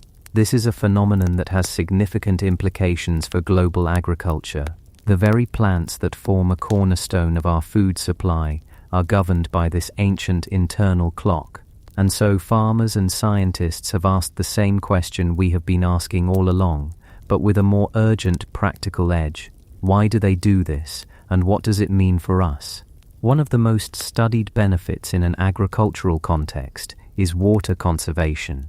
In many of these regions, water is a precious and limited resource. During the day, the leaves need to be open to photosynthesize, but this also means they lose a great deal of water through transpiration. At night, photosynthesis stops. By folding the leaves down, the plant reduces the surface area exposed to the air, which can significantly cut down on water loss during the night, especially in dry or windy conditions. It's like a city turning off its decorative fountains overnight to conserve the municipal water supply. Every drop saved by each of those billions of plants adds up to a massive conservation of water across the landscape. Then there is the issue of moonlight harvesting. It may sound strange, but there is growing evidence that the traditional explanation that plants fold their leaves to avoid the disruptive effects of bright moonlight on their circadian clocks is very important. For a crop plant, timing is everything. The internal clock tells it when to flower, when to produce seeds, when to enter different stages of growth. If this clock is thrown off by confusing light signals at night, it can lead to less efficient growth and a smaller yield. The simple act of folding the leaves down is a form of light discipline, ensuring the plant's internal schedule remains accurate. which in turn ensures the productivity of the entire crop. And just as in the wild, the pressure from pests and diseases hasn't gone away. In fact, in a monoculture where one single species is grown over a vast area, the risk of a pest or a fungus spreading can be even greater. The Nyctinastic movement may play a crucial defensive role here as well. By folding down, the leaves allow for better air circulation throughout the crop canopy at night. This can help the foliage dry more quickly from dew, making it harder for fungal spores, like soybean rust, to germinate and take hold. It's a passive form of ventilation that helps keep the entire community healthy. Some researchers have even proposed that the vertical orientation of the leaves at night makes them harder for certain nocturnal flying insects to identify and land on, reducing the amount of damage from feeding. It is a powerful perspective shift. We tend to think of a farm field as a static, passive thing, a resource for us to manage. But what we are really looking at is a massive, coordinated biological entity, one that is actively managing its own resources and defending itself, using a behavioral adaptation that evolved millions of years before humans ever thought to plant a seed. The nightly sleep of the soybean is a testament to the enduring wisdom of the natural world, a piece of ancient evolutionary technology that is now working in our favor, helping to secure our own food supply. From the Victorian garden, to the giant rain tree, to the nervous mimosa, to the devout prayer plant, and now to the immense breathing fields of the modern farm, we have seen the same fundamental story play out in a dozen different dialects. The story is about the pulvinus, that humble hydraulic hinge. It is a story told with water pressure and ion channels. But it is also a story about the profound and intimate connection between life and the rhythm of the cosmos. It is the story of how to be alive on a spinning planet, how to gracefully and efficiently harvest the energy of a star, and then how to just as gracefully fold inwards, to rest, and to wait for its return.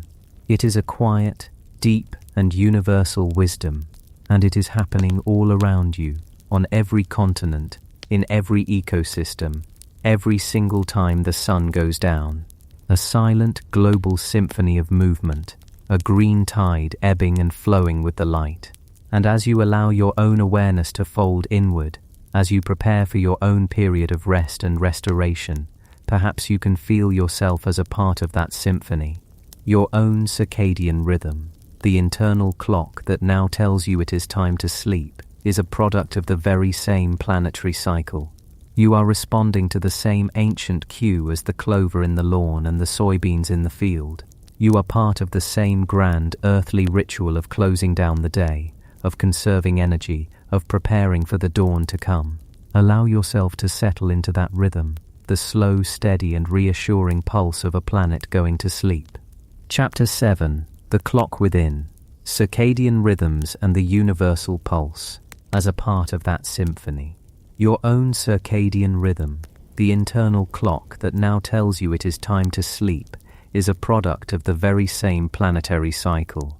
You are responding to the same ancient cue as the clover in the lawn and the soybeans in the field. You are part of the same grand, earthly ritual of closing down the day, of conserving energy, of preparing for the dawn to come. Allow yourself to settle into that rhythm, the slow, steady and reassuring pulse of a planet going to sleep. But to truly appreciate this shared ritual, we must ask a quiet, fundamental question. How does a life form, rooted in the soil, with no eyes to see and no brain to think, know that the sun has set? How do its leaves know when to fold inward and when to open again? And how do you, lying here now, know that it is time for rest, even in a room with the curtains drawn? The answer is one of the most profound and elegant secrets in all of biology. It isn't magic, and it isn't a simple reaction. It is the work of a clock, not a clock of gears and springs, but a clock of molecules and genes, an ancient timekeeper that ticks away silently inside nearly every living cell on Earth. This is the circadian rhythm, the internal, self-sustaining oscillator that connects the humble clover to the king of the jungle and connects both of them directly to you. Let's journey into the heart of a plant cell, past the sturdy cell wall, and deep into the bustling, microscopic city within. Here, life is governed not by sight, but by light itself. The plant possesses something extraordinary: molecular eyes. They are called photoreceptors, and they are proteins exquisitely tuned to perceive the most subtle shifts in the quality and quantity of sunlight. They are the gatekeepers of the day, the sentinels that announce the dawn and whisper of the coming dusk. One of the most important of these is a molecule called phytochrome. Imagine it as a tiny reversible switch. Its entire purpose is to gauge the balance between two specific colors of red light: the bright, nourishing red light that is abundant in direct sunshine, and the dimmer, far red light that dominates in the shade, and during the fleeting moments of twilight at sunrise and sunset. When the morning sun climbs above the horizon, its rays are full of that life-giving red light. As this light floods the leaves, it strikes the phytochrome molecules, and like a key turning in a lock, it flips them into their active state. This is the signal. It is the biochemical equivalent of a town crier shouting, "The sun is up, the day has begun." This active form of phytochrome travels to the cell's nucleus, the central library of genetic information, and begins to initiate a cascade of commands: start photosynthesis, open the stomata to breathe, grow towards the light. It is the on switch for the entire daily operation of the plant. But as the day wears on, and the sun begins to dip towards the western horizon, the quality of light changes. The atmosphere filters out more of the direct red light, and the proportion of far red light increases. This far red light is the lullaby of the landscape.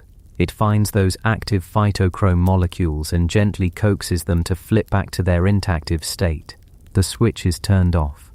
The signal changes from a shout to a whisper. The day is ending. It is time to conserve, time to prepare for the night. And in our Nyctinastic plants, this is one of the primary cues that travels down to the pulvinus, the little motor at the base of the leaf, instructing it to begin the slow, deliberate process of folding up for the night. The plant is not merely reacting to darkness, it is reading the signature of twilight, written in the language of red light. Alongside phytochrome, there is another class of molecular sentinels called cryptochromes. If phytochromes are specialists in the reds of dawn and dusk, cryptochromes are the masters of blue light, the intense, high-energy light that characterizes the middle of the day. They help the plant know not just that it's daytime, but what time of day it is. Is it the gentle blue of early morning, or the piercing blue of high noon? This information helps the plant fine-tune its activities, tracking the sun's arc across the sky, maximizing its energy capture. Together, these photoreceptors form a sophisticated light-sensing system, a weather station and a clock rolled into one, allowing the plant to build an intricate internal map of the day. But here is where the story deepens, where it becomes truly wondrous. A plant's ability to fold its leaves at dusk is not just a simple response to the changing light. If you were to take one of these plants and place it in a room of constant, unceasing darkness, a strange and beautiful thing would happen. For the first day, at roughly the time the sun would have set, the leaves will still fold, and at roughly the time the sun would have risen, they will open again. The plant is not reacting anymore. It is anticipating. It is keeping time all by itself. It has internalized the rhythm of the planet. This is the work of the central oscillator, the true clockwork heart of the circadian rhythm. This isn't a single molecule, but a breathtakingly elegant partnership of genes and the proteins they create, a self-regulating loop that cycles with a near 24-hour precision. Think of it as a perfectly choreographed molecular waltz happening in the nucleus of every cell. In the morning, the light signal from the phytochromes and cryptochromes awakens a set of morning genes. Let's call them by their real names because they deserve the recognition. Genes like LHY and CCA1. When these genes are switched on, they produce their corresponding proteins. These morning proteins begin to accumulate in the cell, and their job is twofold. First, they act as accelerators for all the daytime activities, like photosynthesis. They are the managers of the day shift, ensuring the factory of the leaf runs at peak efficiency. But their second job is more subtle. As their numbers build, they begin to act as a brake on another set of genes, the evening genes. One of the most important evening genes is called TOC1. All day long, the morning proteins have been suppressing it, keeping it quiet. But the waltz has a rhythm. The very act of the morning proteins accumulating and doing their work sets the stage for their own downfall. They are inherently unstable. As the day progresses, they begin to break down. As the sun sets and the light cues fade, the production of new morning proteins slows to a trickle. With their oppressors dwindling, the evening gene, TOC1, is finally free. It switches on. Now the TOC1 protein begins to build up in the cell. This is the manager of the night shift. Its presence signals the plant to switch from energy production to energy conservation and repair. It orchestrates the cellular cleanup crew, prepares for the cold, and in our sleeping plants it reinforces the signal to fold the leaves. But just like the morning proteins, TOC1 also has a second crucial role. As its concentration peaks in the middle of the night, it performs an elegant reversal. It goes back and switches on the morning genes, LHY and CCA1. It sets the stage for the dawn it cannot see. It winds the clock for the next day. So the cycle is complete. The morning genes, now activated by the evening gene, will begin producing their proteins again. As the sun rises, the light will give them an extra boost, and their numbers will swell, and they will in turn shut down the evening gene once more. It's a constant gentle push and pull, a negative feedback loop, as scientists call it. Morning suppresses evening, and evening activates morning. One rises as the other falls, a wave of molecular activity that crests and falls with the turning of the earth, a biochemical echo of day and night. This isn't just a switch, it's a pendulum, and it is this internal pendulum that allows the plant to keep time, to anticipate the dawn even in absolute darkness. It is a memory of the sun, encoded in the language of genetics. And now, feel the gentle weight of your own body, the slowing of your breath. That feeling of sleepiness that is washing over you is not an accident. It is not simply fatigue. It is the echo of that very same molecular waltz playing out in your own cells. You are a circadian creature, just like the plant.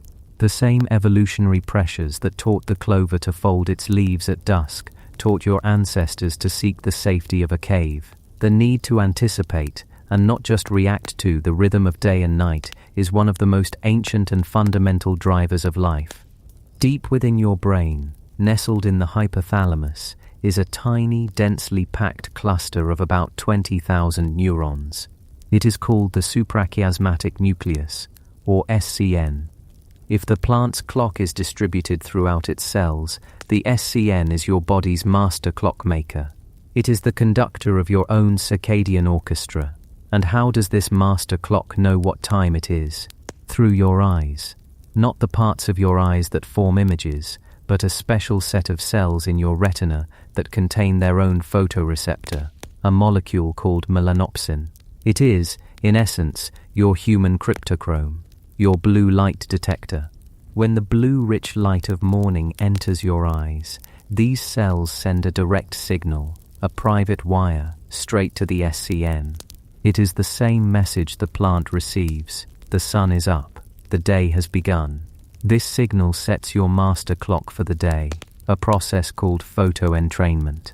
It is the daily act of winding your internal watch to match the outside world.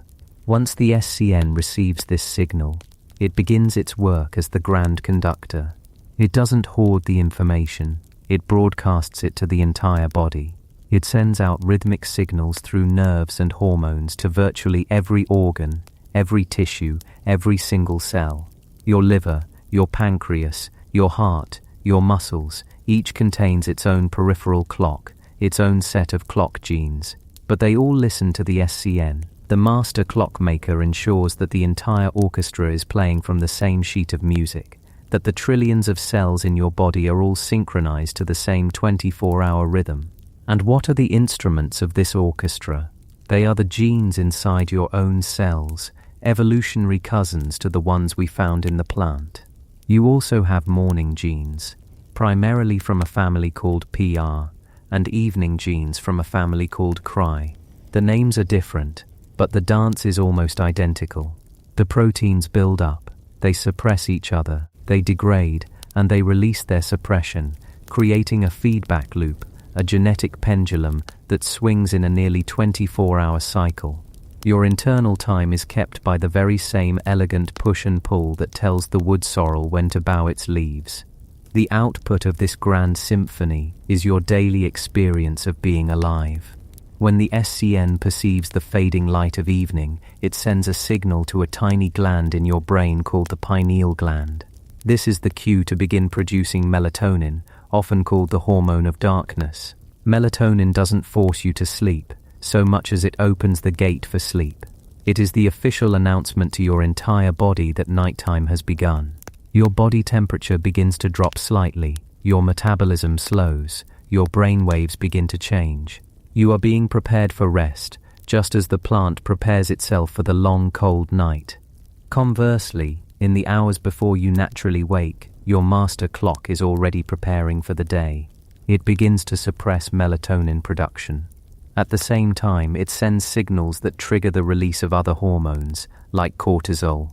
Cortisol gets a bad rap as a stress hormone, but in the morning, its gentle rhythmic rise is the body's natural alarm clock. It begins to raise your body temperature, increase your blood sugar for energy, and bring your mind to a state of alertness. It is the body's equivalent of the plant unfurling its leaves, readying itself for the work of the coming day. This is why jet lag feels so disorienting. Your master clock, your SCN, is still keeping time with the place you left behind. It is telling your body to sleep when the local sun is high in the sky, and telling it to wake up when everyone around you is deep in slumber. Your internal orchestra is playing a different song from the one the world is humming. It takes a few days of consistent light cues of seeing the new sunrise and the new sunset for your master clockmaker to reset the orchestra and bring your body back into harmony with the planet. It is humbling, really, to think about it. The same fundamental principle, a genetic feedback loop tuned to the spin of the planet, governs the sleep of a plant and the sleep that is beckoning you now. This is not a coincidence. It is a testament to a shared heritage, a solution to a problem so universal that life figured it out more than 2 billion years ago in the ancient cyanobacteria floating in primordial oceans. They too needed to separate their daily tasks, photosynthesis, which requires light, from DNA repair, which is damaged by ultraviolet light, and so they evolved the first simple circadian clock. And from that ancient ancestor, that single brilliant innovation has been passed down, modified and refined through every branch of the tree of life. The pulse of the planet is not something we just observe. It is something we have internalized. It is written in our DNA. The folding leaves of the mimosa are a visible external manifestation of an internal rhythm that is just as powerful, just as present within you. As you lie here, your body is engaged in this ancient ritual. Your clock genes are in their nighttime phase. Your melatonin levels are high. Your cortisol is at its lowest point. Your cells are switching from daytime performance to nighttime repair. Your brain is preparing to sort the memories of the day. You are not separate from the natural world. You are a perfect expression of its deepest and most enduring rhythms.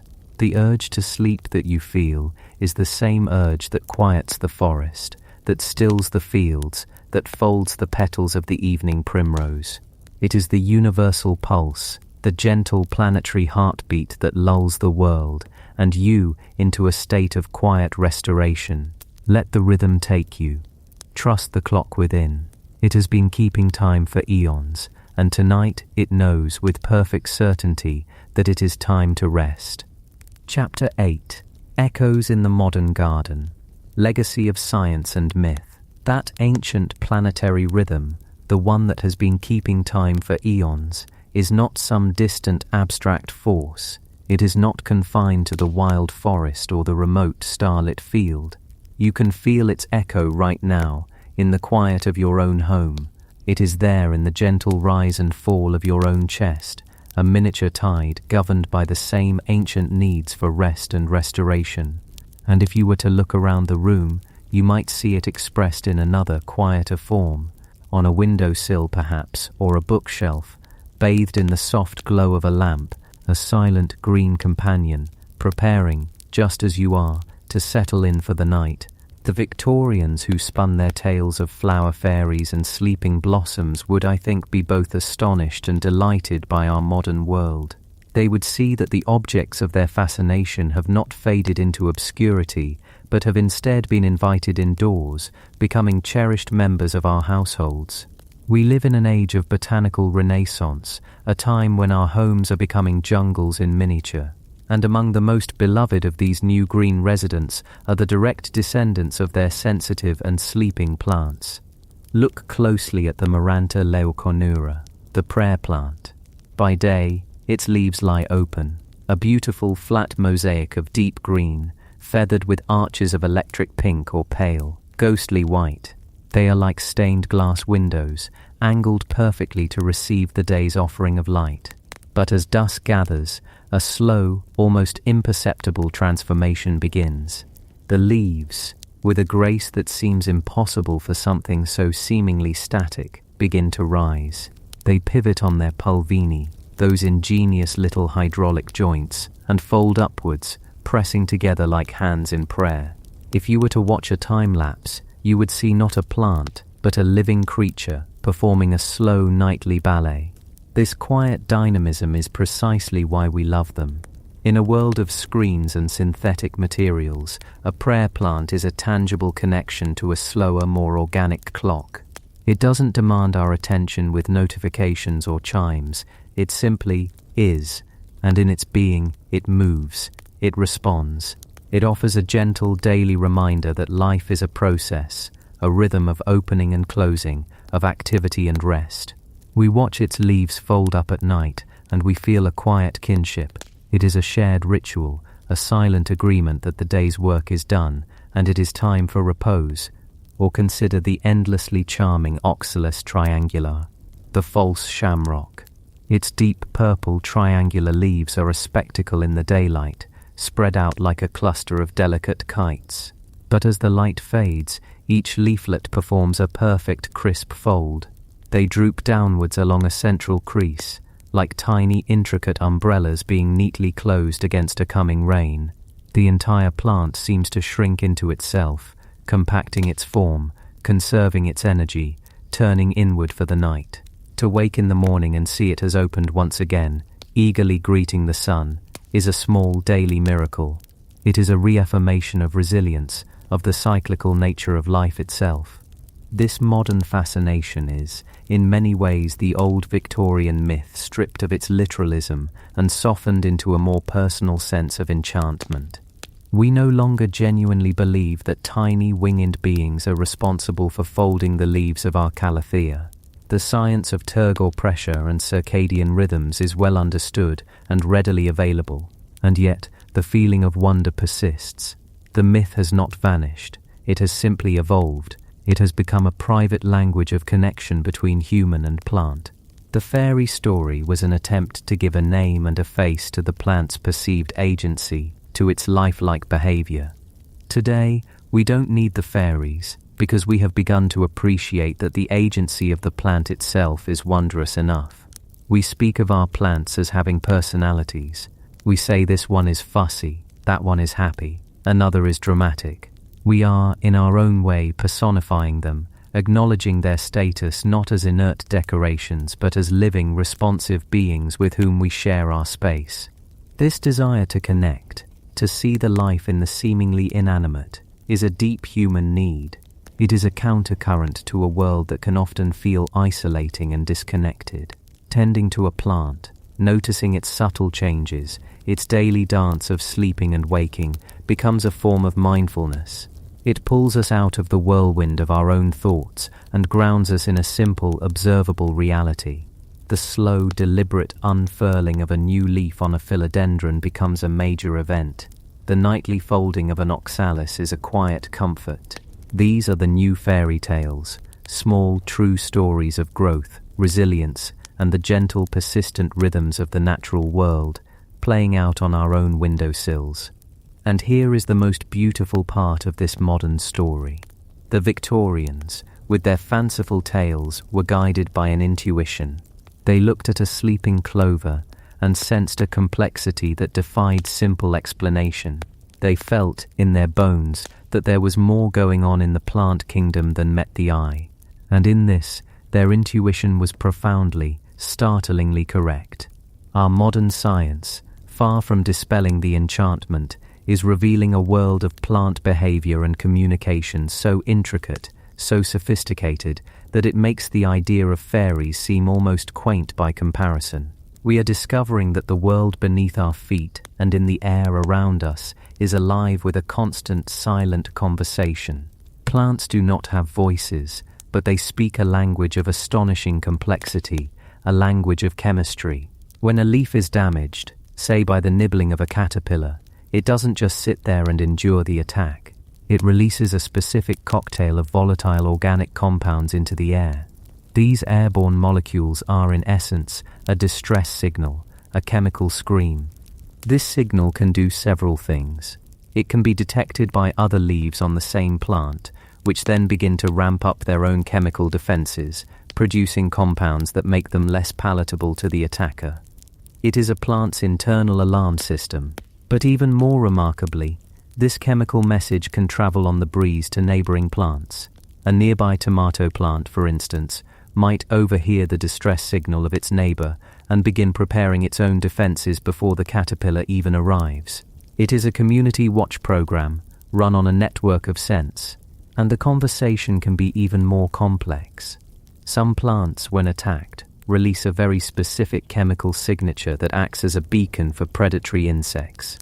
The signal essentially says, "Help, there is a delicious caterpillar over here."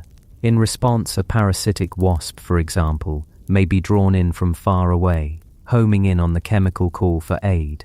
It will find the caterpillar, lay its eggs inside it, and in doing so neutralize the threat to the plant. This is not passive existence. This is active defense, a multi-trophic conversation, an intricate dance of alliance and survival, all conducted in a language we are only just beginning to decipher. The complexity does not end at the surface. If we could shrink down and journey into the soil, we would find a world that is in many ways even more dazzling.